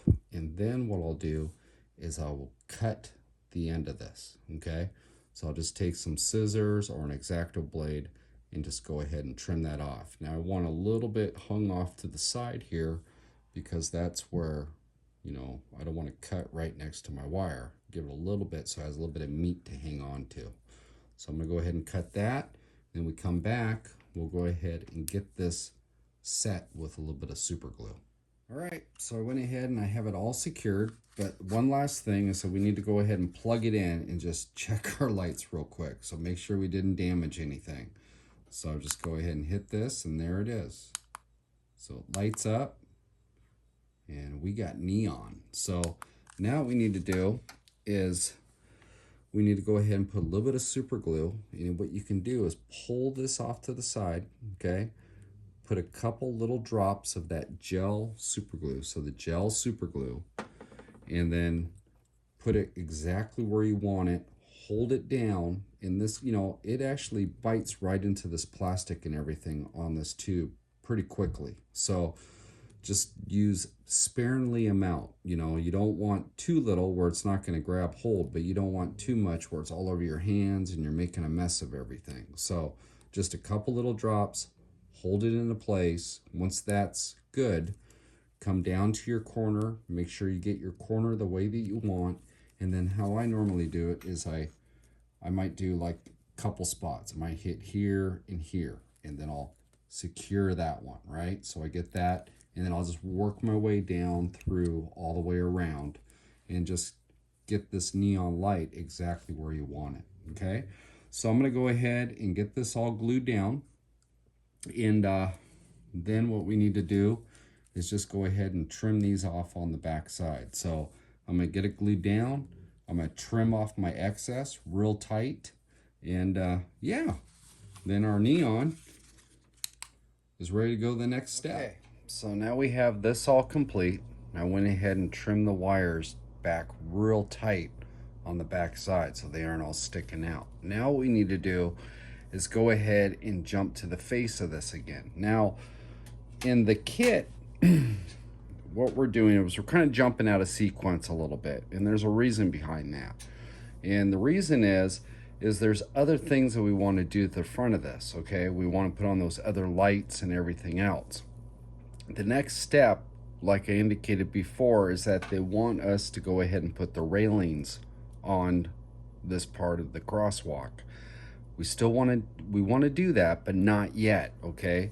We still need to finish up the face of this to a point that it's all complete, and then we can go ahead and start assembling the rest of it. So we're just gonna be concentrating on this for a while. So what we need to do at this point is that there is a template that's part of the kit, and what this is used for is to set on here, okay, and line it up so that you can take your letters and they have the perfect placement for a crosshair. Kind of cool. So what we want to do is, normally this is done in the instructions after everything's pretty much assembled, and then they're having us go ahead and do this portion of it while the roof is on this and everything else. Well, obviously we're doing this a little out of sequence. Now, if you look at the template, it has a little point up here, and this is the guide as far as to align everything. And when the roof is on here, there's a seam that's right here in the middle that you take that point and you line it up to, okay? So since we don't have that, we need to find the center of this. Now, the one thing that I didn't mention that I need to mention is that with these upper pieces, there's definitely a left side and a right side, okay? So one side goes on one side goes on the other side, okay? When we are, let me see if I can grab this. It still has wiring hooked up, but I think I can get it over here, okay? When you go ahead and do the neon, you want to make sure that you have it correct, okay? What I mean is that if you're lining it up like this and both your plugs are down here at one side, not a good thing, because when you flip this around, then your plugs are going to be located in two different areas, okay? So you want to keep that in mind. You'll notice that I kept both my plugs at one side, okay? That way it's going to be easier to wire this thing up. Otherwise you're going to have a wire down here and one over here. So just a little FYI, a little for your info. So let me go ahead and set this back over here again. Set that up there. We don't need that. So we need this. Okay, so now back to our template, all right? Now, since we don't have the roof on here, we gotta find center point. Go ahead and get yourself a square, all right? And then line it up here. And if you line it to the bottom V, okay, so to the bottom of the V, if you line that up, get it all nice and square, just go ahead and put a mark right up here on the top. And that's gonna be your center point off the sides, okay? So once you have that center point, go ahead and take your template, lay it up in here, and get it lined up onto that. And then what I do is go ahead and just take a little bit of masking tape, and I just want to make sure this isn't going to go nowhere. So I just want to go ahead and put these things on there, okay? So now we have that's secure. It's not going to move around. So we know that's going to be true. So I'll go ahead and set this there. Now, our letters, back to this. I think you guys remember me showing this a little while ago. Now, we went ahead and sprayed this with enamel. And what I did is I pinstriped all my letters. So they have red on the outside of them. Just kind of makes them pop a little bit more. Now, before you move them out of here, it helps if you go ahead and pinstripe them while they're still in this. It makes it a lot easier. And what I mean by that is this has glue on it, but it's all dried. But if you go ahead and pinstripe, you can actually pinstripe when it's on here, okay? And it's kind of nice because it has a straight edge that's right here on the side, and it's kind of an added help. You know, it helps you as far as guiding your brush around this, you know, and it makes it a lot easier. Otherwise, you're forced to have it out here, and then you're trying to freehand as far as your pinstriping.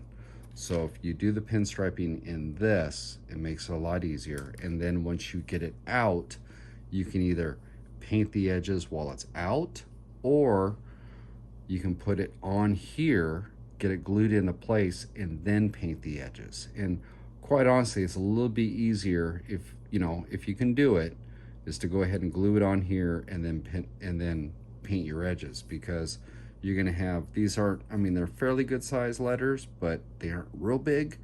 And when you're trying to do this and you have wet enamel around the edges, it's real easy to get it on your fingers, and then you're, fumbling all around with your letter. So it kind of makes a mess of it. So I'm gonna go ahead and set this off to the side.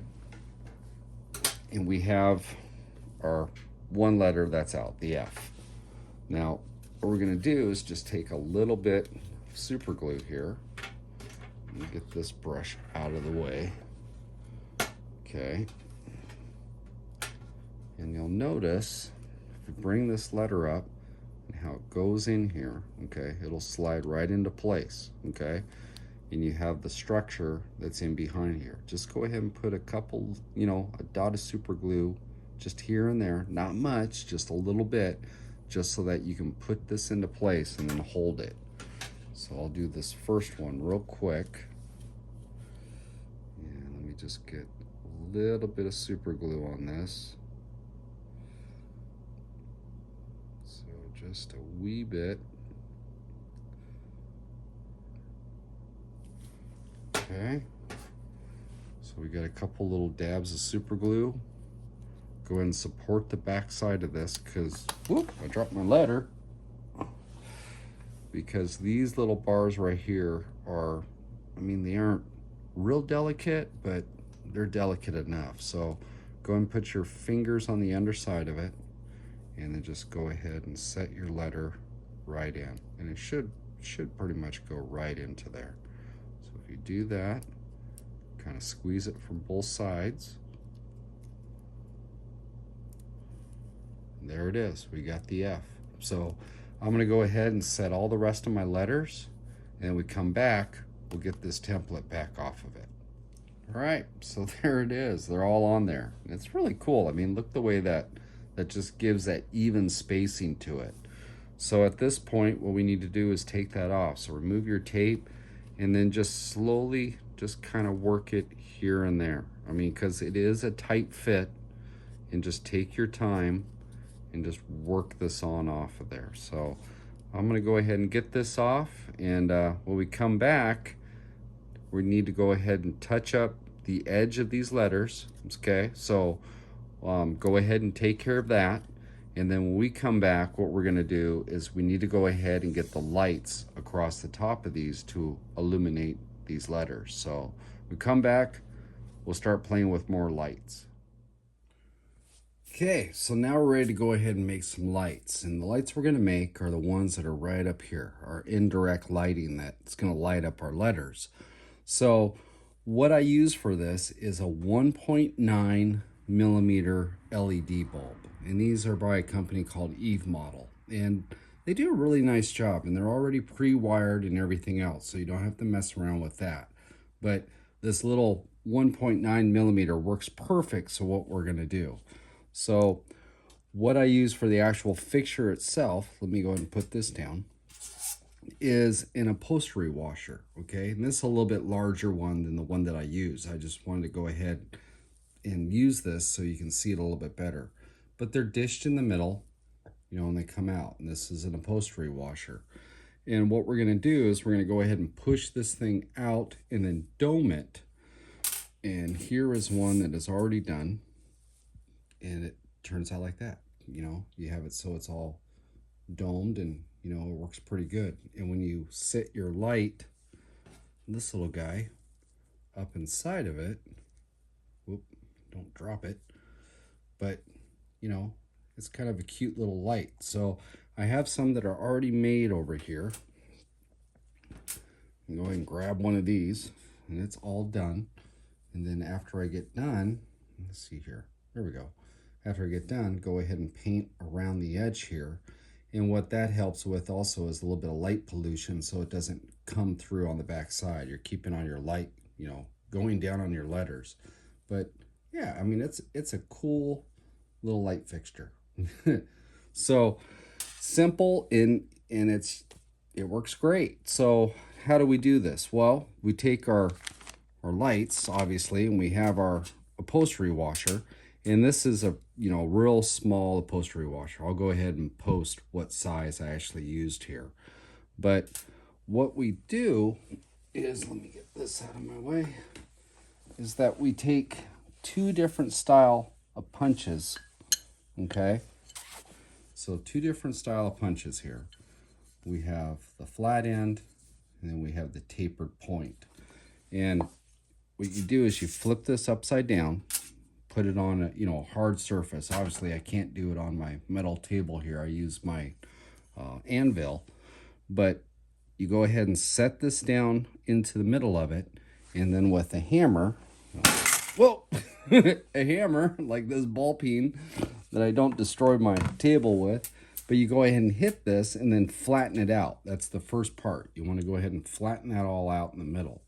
And then once it's flat, I go ahead and take this a little bit more, especially on the smaller one, and just drive it down a little bit more on a block of wood. So I have a block of wood here with some holes in it, okay?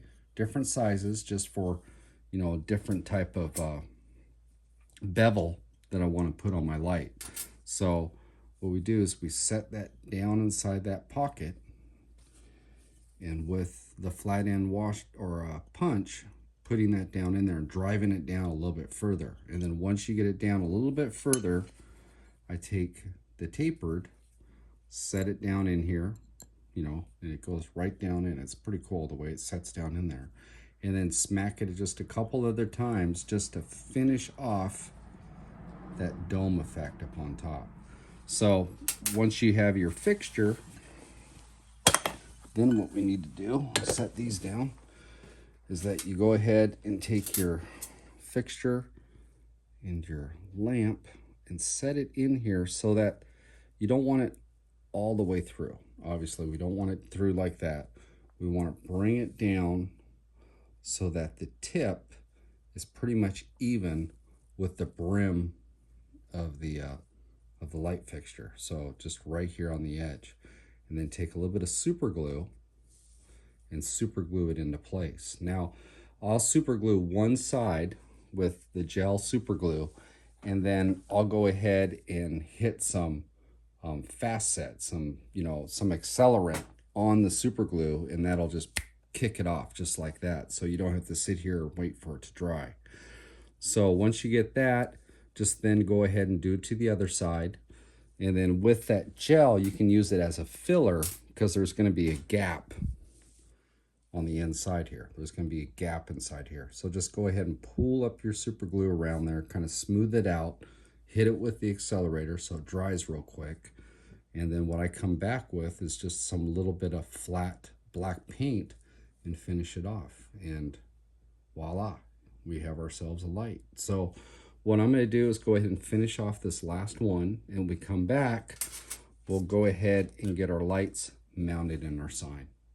Cool. So now we're ready to go ahead and start mounting our lights. So the way that I did it, let me go ahead and set this guy down.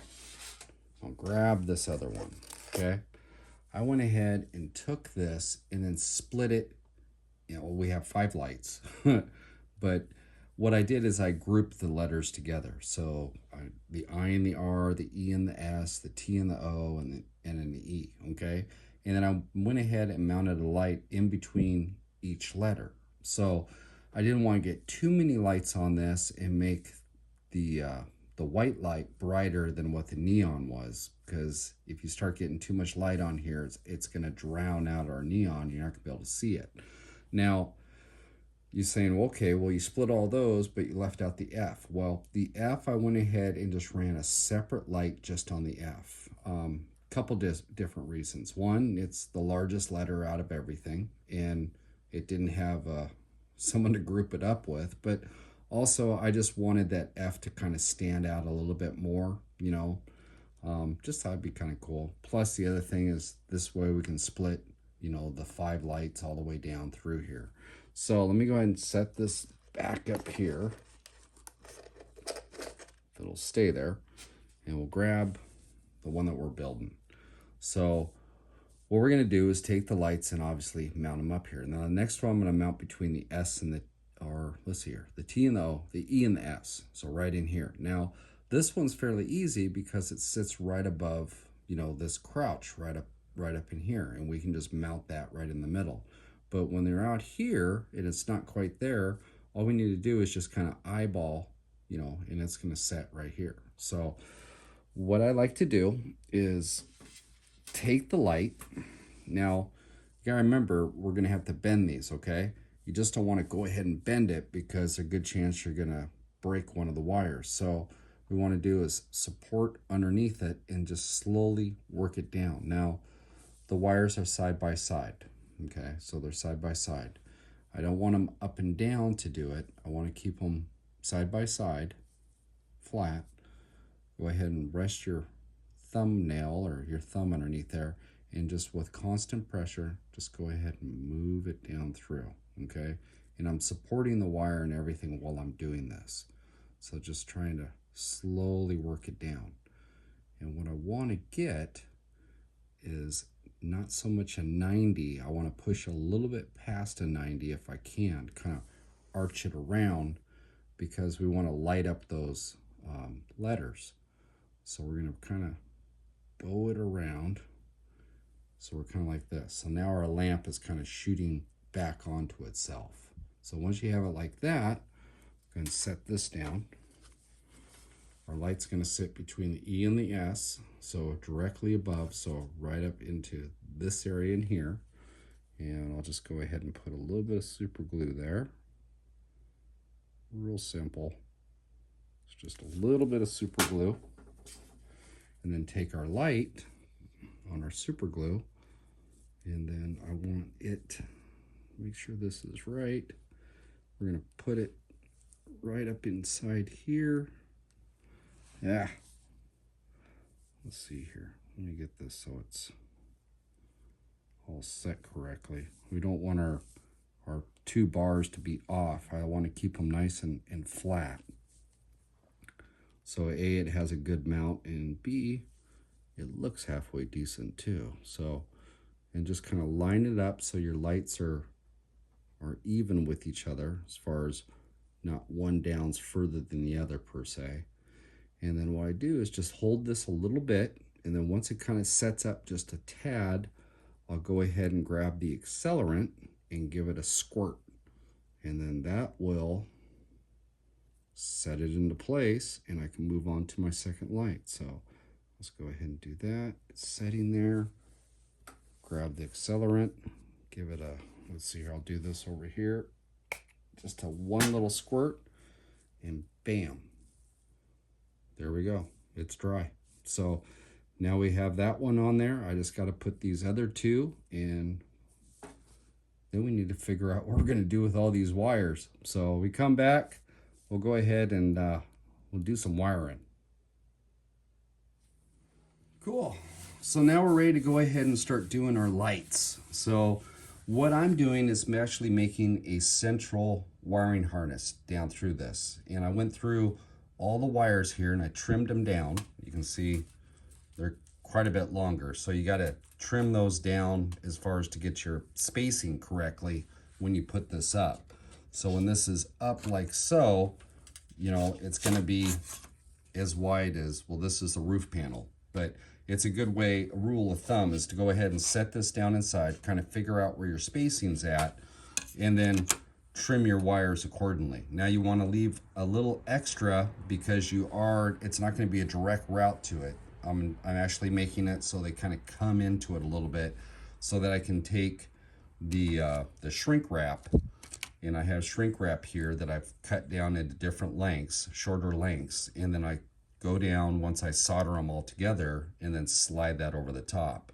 So this is one way of doing it. I'm choosing to do it this way because I want to have a central wiring harness going through, and then that way when I have the lights in the tower over on the one side, I can wire those into the end right here, and then that wire will go all the way through to the other tower and then down through it out the bottom, so then I can hook it into my electrical system for my lighting on my layout. Now, this is one way of doing it. I like to do it this way just because it's a lot cleaner. You don't have a bunch of wires hanging around, but there is always a but. But this is a little bit, it's a lot more time consuming, and it's a little bit harder. I mean, because you're actually dealing with lengths and trying to get these guys together, and it can be a little bit frustrating because these wires are so small. So if patience or, you know, this type of stuff you're looking at going, Boone, there's no way. I would end up throwing this thing across the shop. Okay, there's another way of doing this. And that would be if you were to run a central block, like a wiring junction. And if you mounted that into the middle, find a central point that all your wires here, so the pigtails that we cut off, could reach, then you could put those junction right into that wiring block and then run power to that, and that would alleviate that problem. It'd be a lot simpler. The reason why I'm doing this is I'm just trying to cut down on the amount of wire that I have inside this, being that the sides are open, and I just want to have, you know, less wire. It's easier to hide these wires if I don't have a whole bunch of them inside. So I'm doing it this way, but there is other ways of doing it. Now, I'm going to go ahead and splice these all together, okay? Solder them onto this, take the shrink wrap over the top once they're together, and let me just kind of run this over on the top here so you can see it a little bit better. And you can see I've already did my positive, okay? So I went ahead, put the 2 wires together, soldered them, brought the shrink wrap over, and then put it over the top of that bare spot. Now, the prep on the wire itself for this is you have your central wire, and then just cut off sections of the insulation on it so it exposes the wire, and then you can go ahead and put it on. Now, as far as the spacing between the two, because you got to remember this is going to go up, right? So we have, you know, this is the roof section, and what I did is I set this down inside to get the proper distance between the two, and made sure that my wires and stuff would go ahead and match up with these junctions, just so, you know, it's just just going through the steps to make sure everything's right. But you don't want, if you're going to do it this way, you don't want to have large wires hanging off, because then when you put it all together, you're going to have all these wires you're going to have to contend with. And once this is together also, it's going to be a little bit difficult as far as trying to reach in. So there's going to be a system as far as putting this together so we can get this all taken care of. So what I'm going to do is I'm going to go ahead and get this all wired up, and then when we come back, we'll start assembling the actual crosswalk. So I'm gonna get these wired up, and then we'll come back, start assembling, and get our railings in the inside, and start building this thing with the roof and with the base plate. And yeah, we'll be one step closer to getting ready to complete this project. All right, so at this point, I've finished up my wiring going across. It's all soldered in and everything. And now just go ahead and install the railings. And they go right here on the back side, and there's a little scribed line. So you just go ahead and line those things up, glue them in, and they're in place. So I'm gonna go ahead and do that. And then what we need to do is flip this up on end and start attaching the base and the roof panels. So what I'm going to do also is I'll go ahead and take this out and get this all painted prior to installing, so I don't have to fight it once it's in there to try to paint it. So I'm going to go ahead and paint this off, and when we come back, yeah, we'll start closing this thing up. Okay, so what we got to do now is go ahead and install the roof panel. Now, in the directions, it talks about installing the base before the roof. But being that we put the wiring and stuff in, I want to go ahead and get the roof panel on it, so then I can go ahead and flip it upside down and then finish off the wiring as far as getting it attached to the roof. And then also I want to take a little bit of black paint and put some paint on the wires just so they don't stand out as much. This is a little bit tricky, because if you remember right, the base plate had those 2 pieces that lapped up on each other and created that key area. Well, that kind of locks it into place. Now, with this, it's only a single panel. So we're going to be gluing this into place, but it doesn't have another piece on it to lock it. So what I did was went ahead and took the base plate, put it down inside. It's not glued in, it's setting in there. And I used, you know, 2 heavier weights to hold it in and keep it square. So you can take a square just to double check and put this up on the side of it to make sure that you are true, okay? And that's important, because we don't want to go ahead and glue this and it's out or anything like that, because then when we try to do the lower and you squeeze it together or try to widen it out, it could bust it loose. So take a little extra time, make sure everything's nice and square before you do this. Now, I went ahead and just painted these out, and this is going to be the upper side that these roof panels right here actually glue onto across. But we're not going to put those on as of yet. We're just going to go ahead and do this. So this is all keyed just like this is, and it's just going to go ahead and set into place. So what I'm going to do is go ahead and get this glued in, okay? So I'll have this all glued into it, and then once that dries, I will go ahead and flip it upside down and then take care of the rest of the wiring as far as getting it glued to the bottom of here, so attached, and then I'll just take a little bit of black acrylic paint and then just kind of paint the wires out just so that they blend in a little bit better. I won't have a red and a white wire that's going to stand out. So that's my next step. I'm going to go ahead and do this, get the roof on there, get it secured, let it all cure, and then gingerly take it the other way, secure those wires in and get them glued in and painted. And then when we come back, we can go ahead and install the base. All right, so at this point, I went ahead and got it flipped over, went ahead and glued my wires down so they're flush with the roof, and then just kind of went in with some black acrylic paint and just kind of painted the wires out. And there you go. I mean, it's gonna look pretty good as far as hiding all those wires, and should look pretty cool when it's all together. So what I need to do now is go ahead and put on the base plate, and that's pretty straightforward. It's keyed a certain way, so we'll just get that glued in. And at this point, this crosswalk is pretty much done. All we got to do after that is flip it over and put the roof panels on it, and yeah, this part's complete. So then we can go ahead and start addressing our towers and getting those squared away, and we almost have ourselves a Firestone Crosswalk. So very cool. Okay, so we're back. I went ahead and I have the base on it. I finished off the roof, got that all painted out, and yeah, it looks pretty cool. Decided to go ahead and mock up everything for a couple different reasons. One, I wanted to do one last light check on everything, make sure that all my connections are good and that all my lights are working. And but I wanted to share this with you guys and so you can see it. But yeah, it looks really cool. And then the next thing we need to do is go ahead and start attacking on this tower over here. We have a light to go ahead and do up on top so we can illuminate everything. And then I might actually do a light down below here just to light up the entryway. But so when we come back, what we'll do is I'll go ahead and get this all pulled apart and we'll start figuring out our tower. All right, so the last clip, I just showed you guys what it looked like when it was all together, you know, as far as the towers not being done.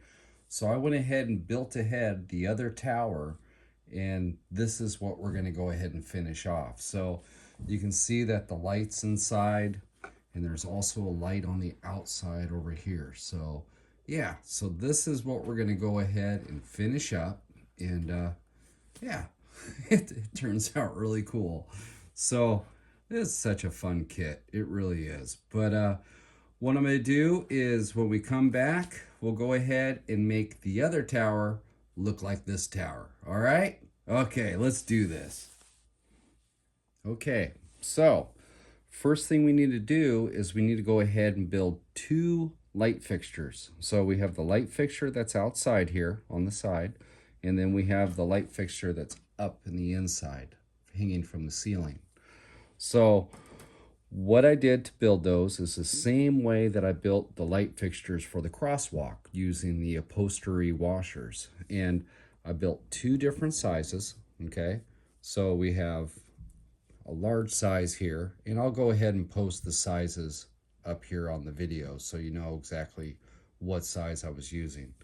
And then also a smaller one right here. So I'm not really going to show how I built these because we already built them with the other one, and it's pretty much the same thing. The only thing that's changed is the LED that we used in the larger light is a I believe it's a 3mm LED, and the size of the actual washers is different. You can see the two different sizes, and this guy right here is actually bigger than the one that we used on the crosswalk. So first thing you need to do is go ahead and build these two light fixtures. Actually, you need to build 4 because you got 2 towers. So what I'm going to do now is when we come back, we'll go ahead and start getting this lower one set in through here. So we got some drilling to do, and yeah, let's start putting in some lights. All right, so I went ahead and took my light and I went ahead and put like a 90-degree angle onto it, okay? So now we can put that over the walkway, and it looks like a little light.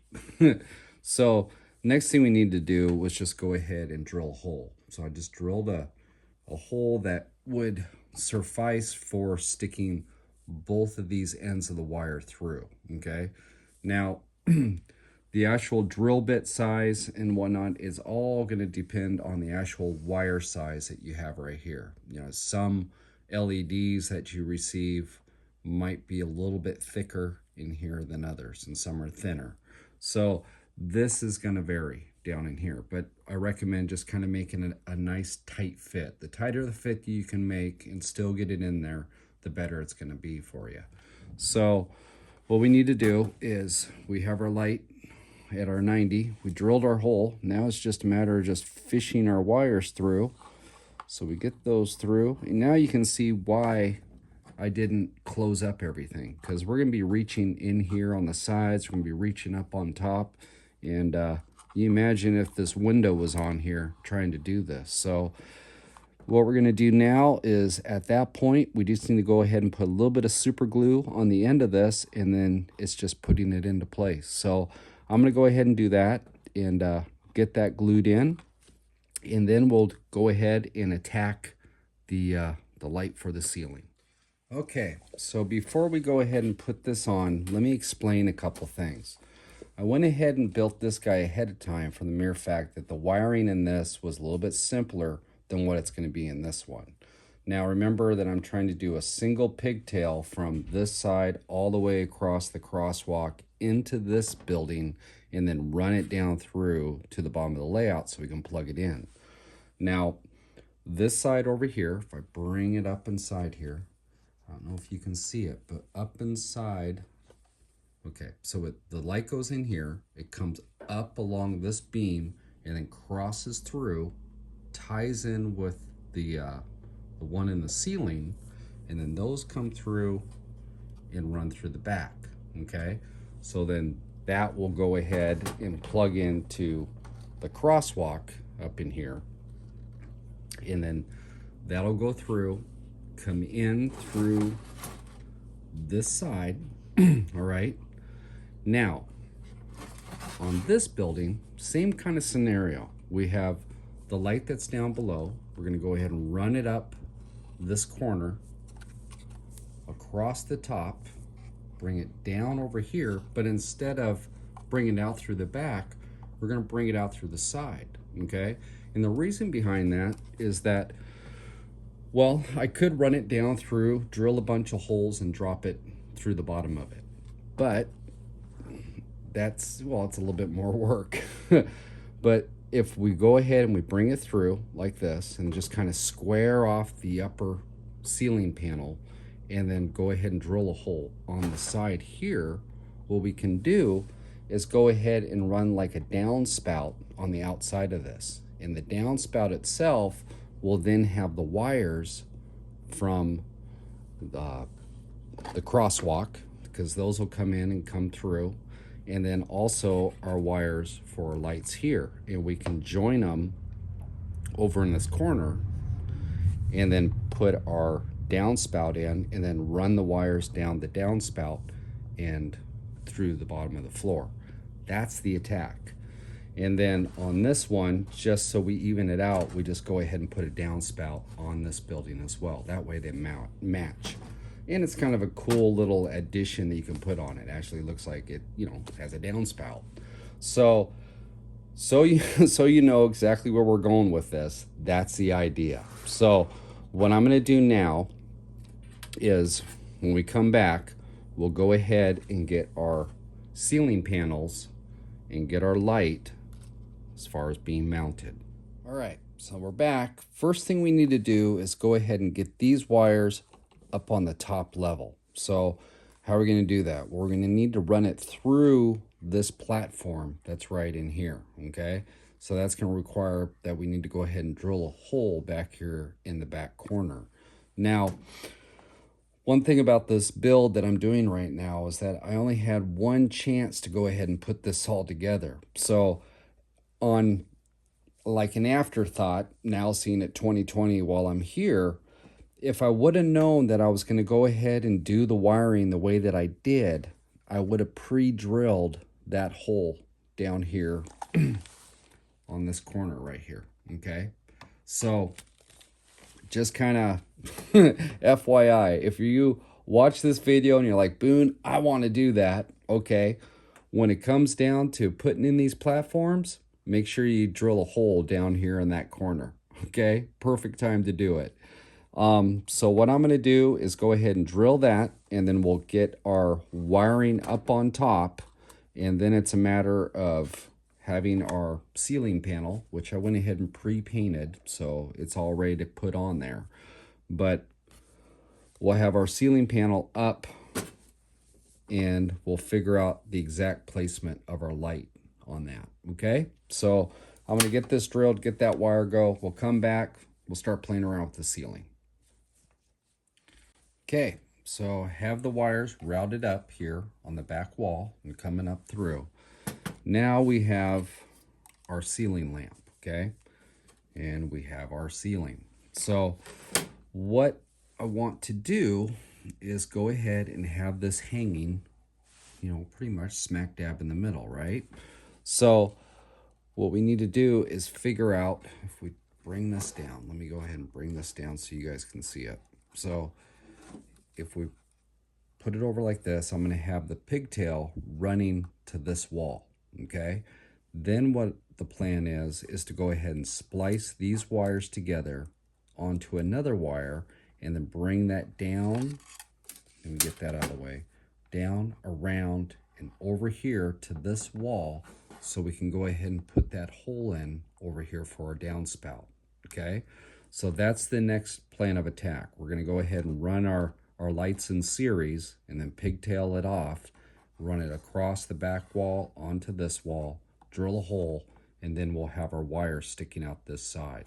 Now, these pigtails on these LED lights are not long enough, so what we're going to have to do is go ahead and cut off some additional wire and then solder those together to bring it out. So when I come back, I'll have this cut, we'll have it soldered in here, and then have shrink wrap around that junction onto another wire that's going to extend out our wiring harness out to this corner over here.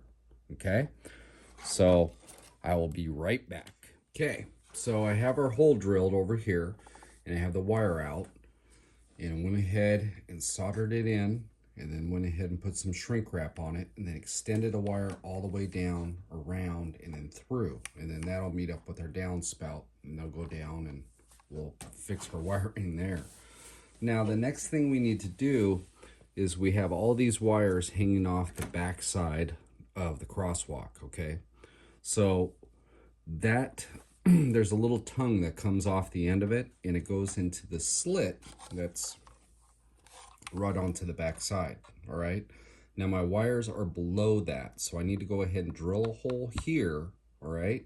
So I'm gonna drill a hole here, and then what I wanna do is go ahead and do the wash, the black wash on the outside of this. Now, the wash is just a watered down acrylic paint, and what what this does is, if we look at the other one, if I can bring it out,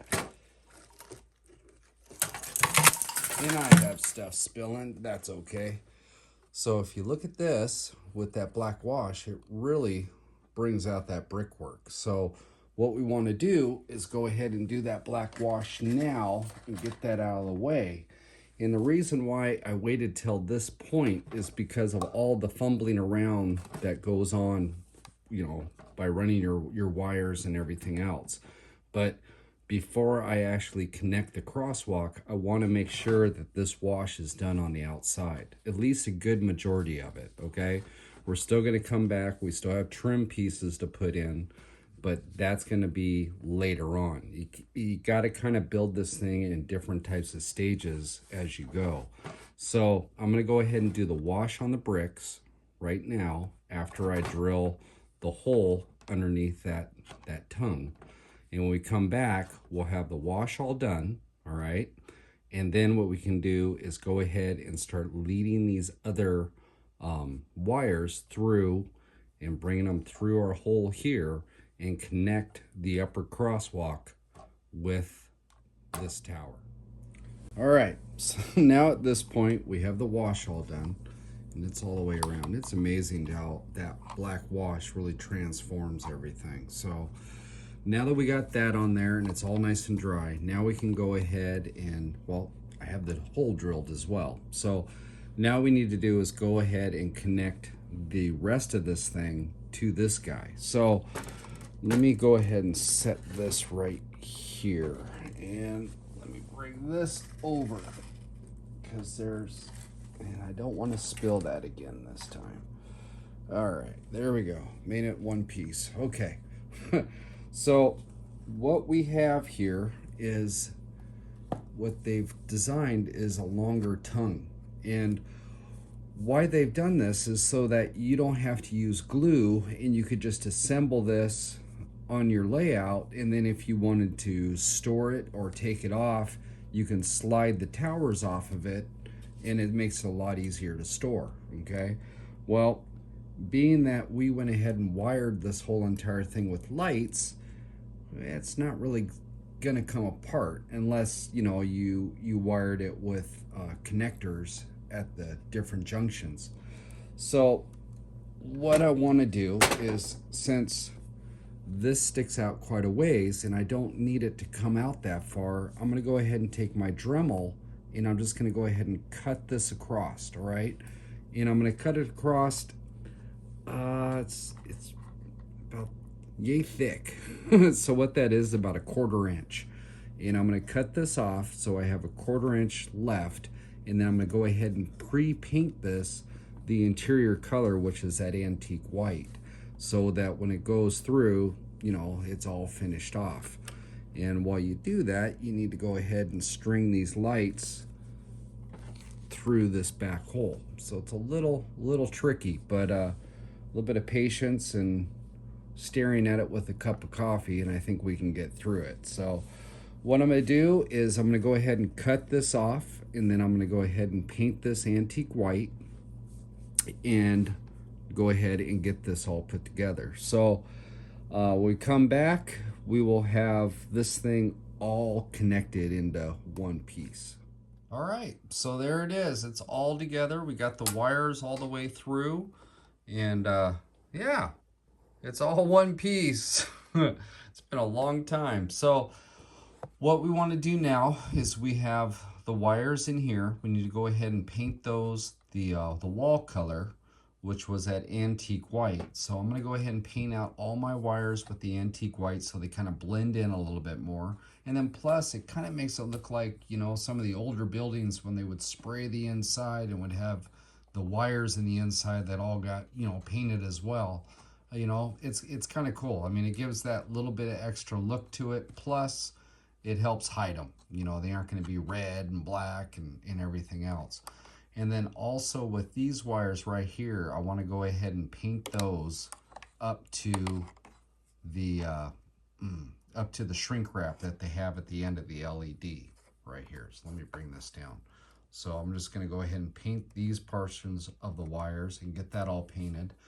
And when we come back, we can go ahead and hang our ceiling light and get our ceiling on there, and we're almost done. So I'll be back in a jiffy. All right, so now we have all this painted the inside. Now we just need to go ahead and hang our little light. So I have my my ceiling panel here, and I went ahead and pre-painted the inside so we can just go ahead and put it on. Now these things are keyed a certain way, and you just make sure that you have it all pre-fit before you go ahead and do it, because your walls might be off just a little bit, and it'll make this kind of a little bit harder to put on if you don't try to pre-fit it first.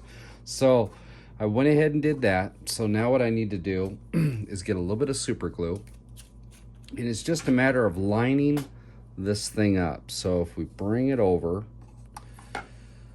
and I get my finger in here, and what we need to do is just figure out where we want to put it. So it looks like about like that. So I'm just going to go ahead and get right in the middle on my ceiling panel, put some super glue, put this back down, stick my light to it, and it's done up to that point. So the next thing we need to do is just finish off the roof, and then go ahead and put our glass on the front. And then from there, we can put our moldings on around the side, and it's almost a wrap. So, oh, and we still have to deal with our wires coming off the side here. We got to make our downspout. So what I'm going to do is go ahead and get my light put up in here. I'm going to get my ceiling panels back on, and we come back, we'll just touch base on our front window here. Okay, so I had the roof on, it's all painted. Now what we need to do is go ahead and put on this front glass. So in the kit, there's 2 sheets of this Lexan, okay? And I have found that I've been able to build the whole entire kit with just 1 sheet of Lexan, which is pretty cool, because if you mess up, you know that there's enough that you have a whole entire sheet to hopefully get it right the second time. So what we got here is this little sheet, and what I'm going to do is just go ahead and line it right up, and it's cool because it fits perfectly. If you put it right here at the bottom, it's the same height of what our kit is. So if we just put that there, and what I'm going to do is just take a Sharpie here and just make a couple points, and then just go ahead and cut that out. So I'm going to go ahead and cut that out, and how I'm going to apply this is like how I did the other glass. And I'm just going to go ahead and use the Mosh Posh, the PLA. It works great, and I don't have to worry about any of the fogging that happens with super glue. So being that this is the last step I'm going to do for the night, I can go ahead and get this portion done, and in the morning it'll be all nice and dry, and I can start fresh and go from there. So I'm going to go ahead and cut this out, get it put on there, and make sure that everything is clean. So this piece right here, just let's back up a little bit. So if we put this piece on, now everything inside is pretty much sealed up. You're only going to be able to get it through the little man door down here. So at this point in time, it's really good to give it one last look. And if there's anything that's in there or anything that doesn't quite look right, to go ahead and address it now, because once this goes up, you're not getting in there. Or if you want to go ahead and put, you know, some little figure or something up here on the steps, this is the perfect time to do it. So I'm going to go ahead and get this on there, and we'll come back and finish up this. Well, I got to go to bed. We'll go ahead and finish up the front end of this, and we just got the trim, and it's almost a wrap. All right, so we're back, and went ahead and glued this front piece of Lexan on it on the last clip, and let it set overnight. But quite honestly, with the Mod Podge, when you put it on there with this, if you let it sit for like a half hour in a somewhat warm environment, it'll dry enough that you can keep on going with your project. So it takes a little bit longer for it to dry than regular super glue, but you can see, I mean, I smothered a lot of this stuff, and there is no haziness or anything else. So very cool. I mean, very cool. Otherwise, you're going to have to come in there and try to clean up, and it's just, yeah, it's kind of a headache. So with that said, what we need to do now is we need to go ahead and glue this panel onto it. All right. I actually have that upside down, I believe. Let's see here. Yep. And how I'm going to do that is with super glue, but I'm only going to do just the outside. I'm going to keep it as far away from the inside of this as I can. But before we do that, we want to make sure that this is all clean. So go ahead and clean this all off, wipe it off. That way there's no smudge marks on it or anything else. And then go ahead and glue this on. So I'm just going to go ahead and hit the outer corners of this. So just a little bit out here, just a few drops here and there, and I'm more or less putting it right into this gap. Okay, I'm trying to keep it off the plastic as much as possible because I just don't want to take a chance of it fogging up that Lexan. So just a few little drops on the corners here. Let me get this real quick.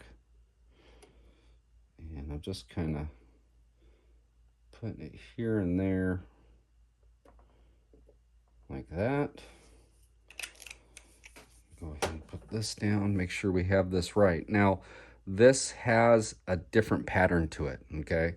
And so I recommend pre-fitting this and getting it to the actual pattern because, okay, that's the correct way. But if we have it upside down and we try to do, you'll see how it's off.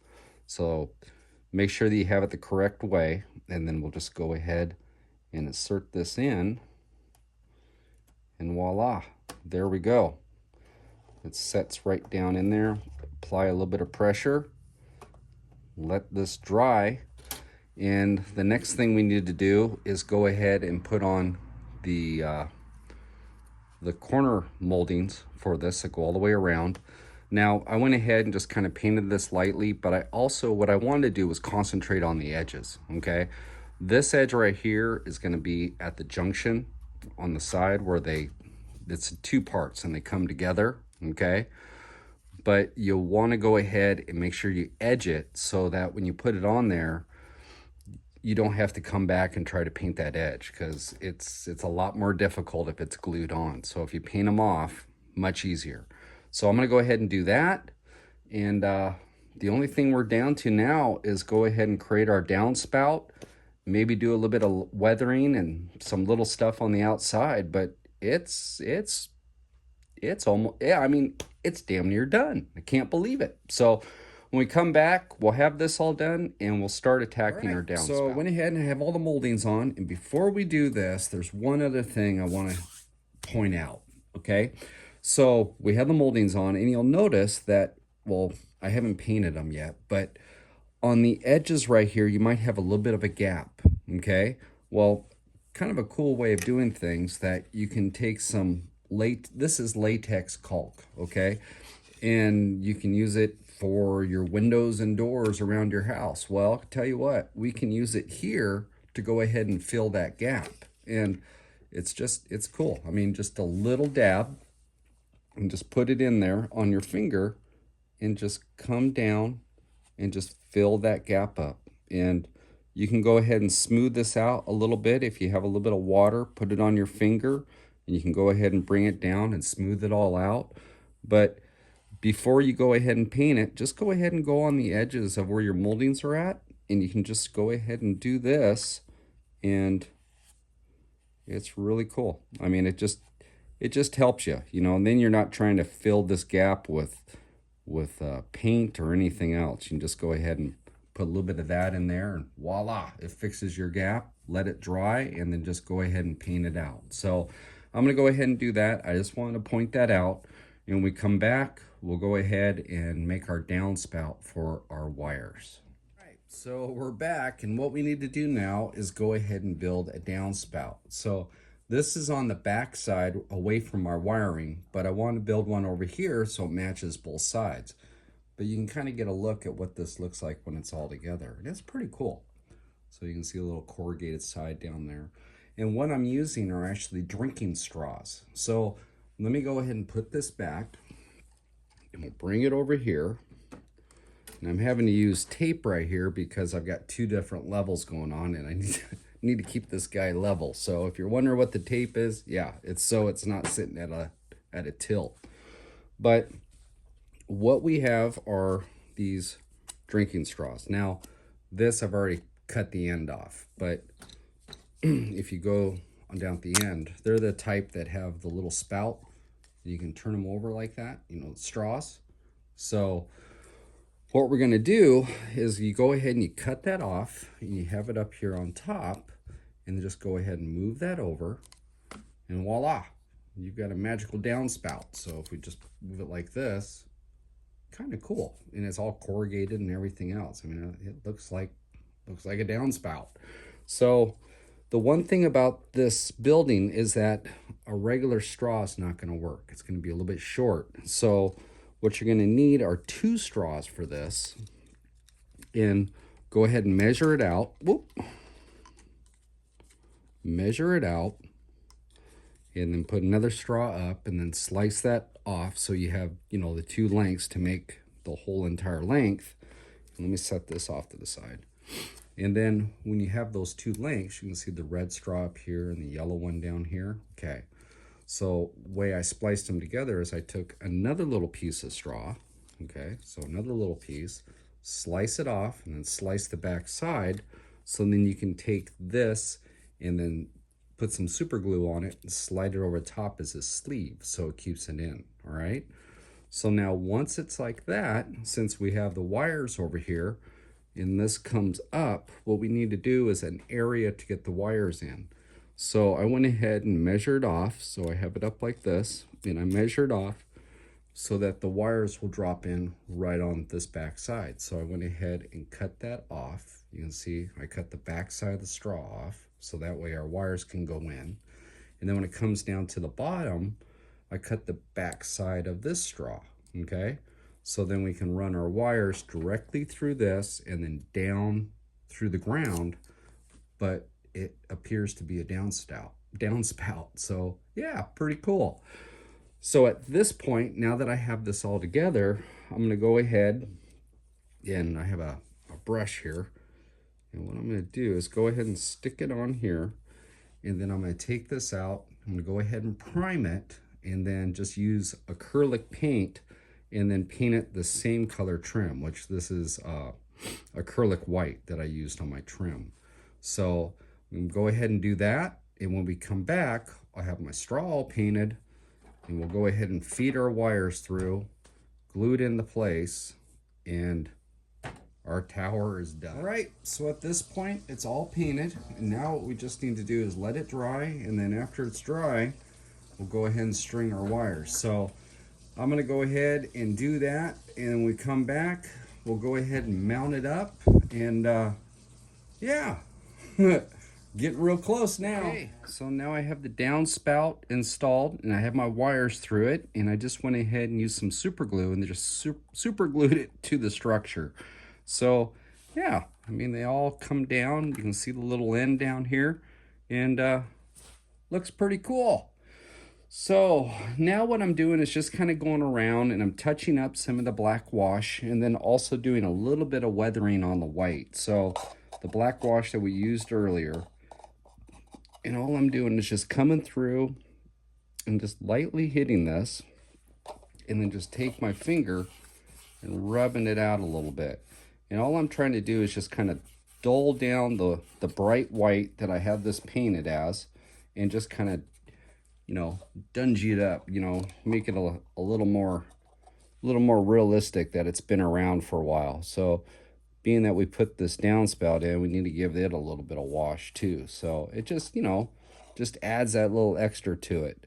And then when we get down here at the bottom where the corrugated area is at, we can hit some of that, and it just makes it pop a little bit more. So what I'm gonna do is just go ahead and finish up doing my little minor details with this, a little bit of weathering here and there.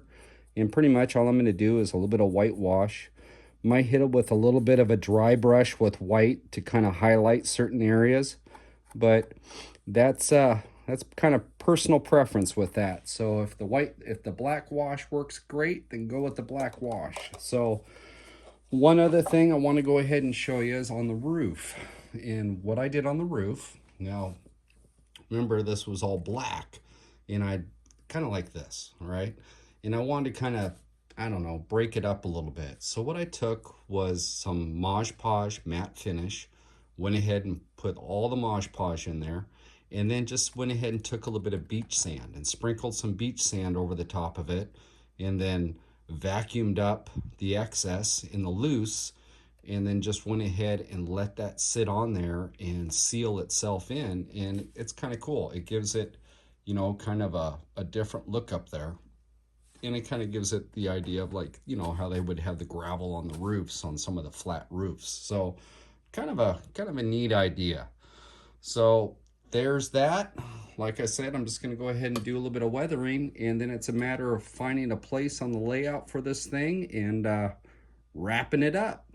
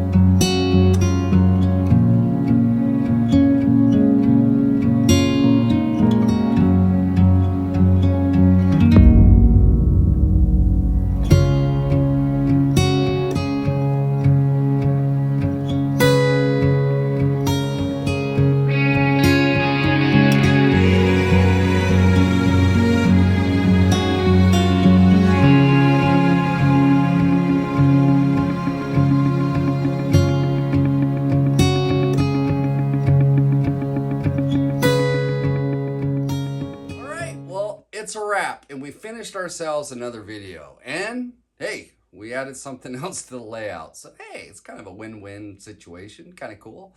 But seriously, no, this kit was really fun to put together. Now, I have quite a bit of hours involved in this kit, just for the mere fact of all the stuff that I did to it, and then trying to figure it out as I built it, because I only got one shot at it. But you know, it turned out pretty cool. But seriously, if you were to go ahead and build this kit with the instructions that they laid out, it wouldn't be that bad. In fact, it would go by pretty quick. And the way the instructions are all set out, it's real easy to understand. So just kind of want to pass that on, because you're kind of looking at this video going, you know, Boone, this has been a really long video, and I apologize for that, but it's been a long video. But seriously, it wouldn't take that long to actually build it without all the bells and whistles that we put on this one. But if you want to do that too, well, you watch the video, so hey, give it a whirl, right? But if you want one of these kits from these guys right here, Magnetic Racing, they have distributors worldwide. So here are the list of all the distributors they have. And if they don't have a distributor that's in your area, I'm sure if you call Ian and Doug, they can set you up and they can get you one of their kits in no time at all. So give them a whirl. But seriously, I mean, this thing was really cool. But there is one thing I didn't address on the actual video, and that is the span in the inside. So where the track goes, where it goes over the track, I measured that out, and it's around 12 inches, 12 and 3/4 inches, which I figured that out in millimeters, and it was like 323.85 millimeters. So what that all equivalents to is if you had a 4-lane scale-electric track, this would fit over the top of it. And yeah, that's kind of cool. Now, if you had Carrera or Ninko or, you know, any of the Polycar, I'm not quite sure. But you would know better than I would, since I have scale electric and you guys might have something different. But kind of keep that in mind. Also with this, it's kind of compact enough that you could set it in a lot of different areas on your layout. And that makes it, you know, pretty cool as well. So as far as my opinion on this kit, I thought it was really cool. I'm very impressed with everything that I've been able to put together for Magnetic Racing. I mean, they make some really, really cool stuff, and it's high quality. So I have no problem at all putting my stamp of approval on their products and going, definitely, it's first class stuff. So with all that said, if you like this video, like it, share it with others, and subscribe to my channel. And I really appreciate it, guys. We're having fun. So next time on Boone Slot Car Garage, well, we're going to take a little break from Magnetic Racing, and we're going to go do some other stuff, have some ideas, have other things that are coming that I'll let you guys know about soon. So, all right. So with that, let's wrap it up. I'm going to bed. I'll see you guys later.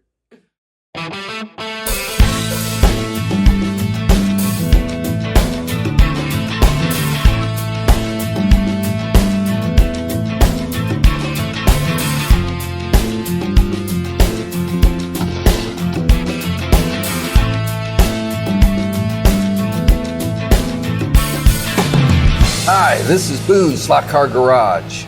Let's do this.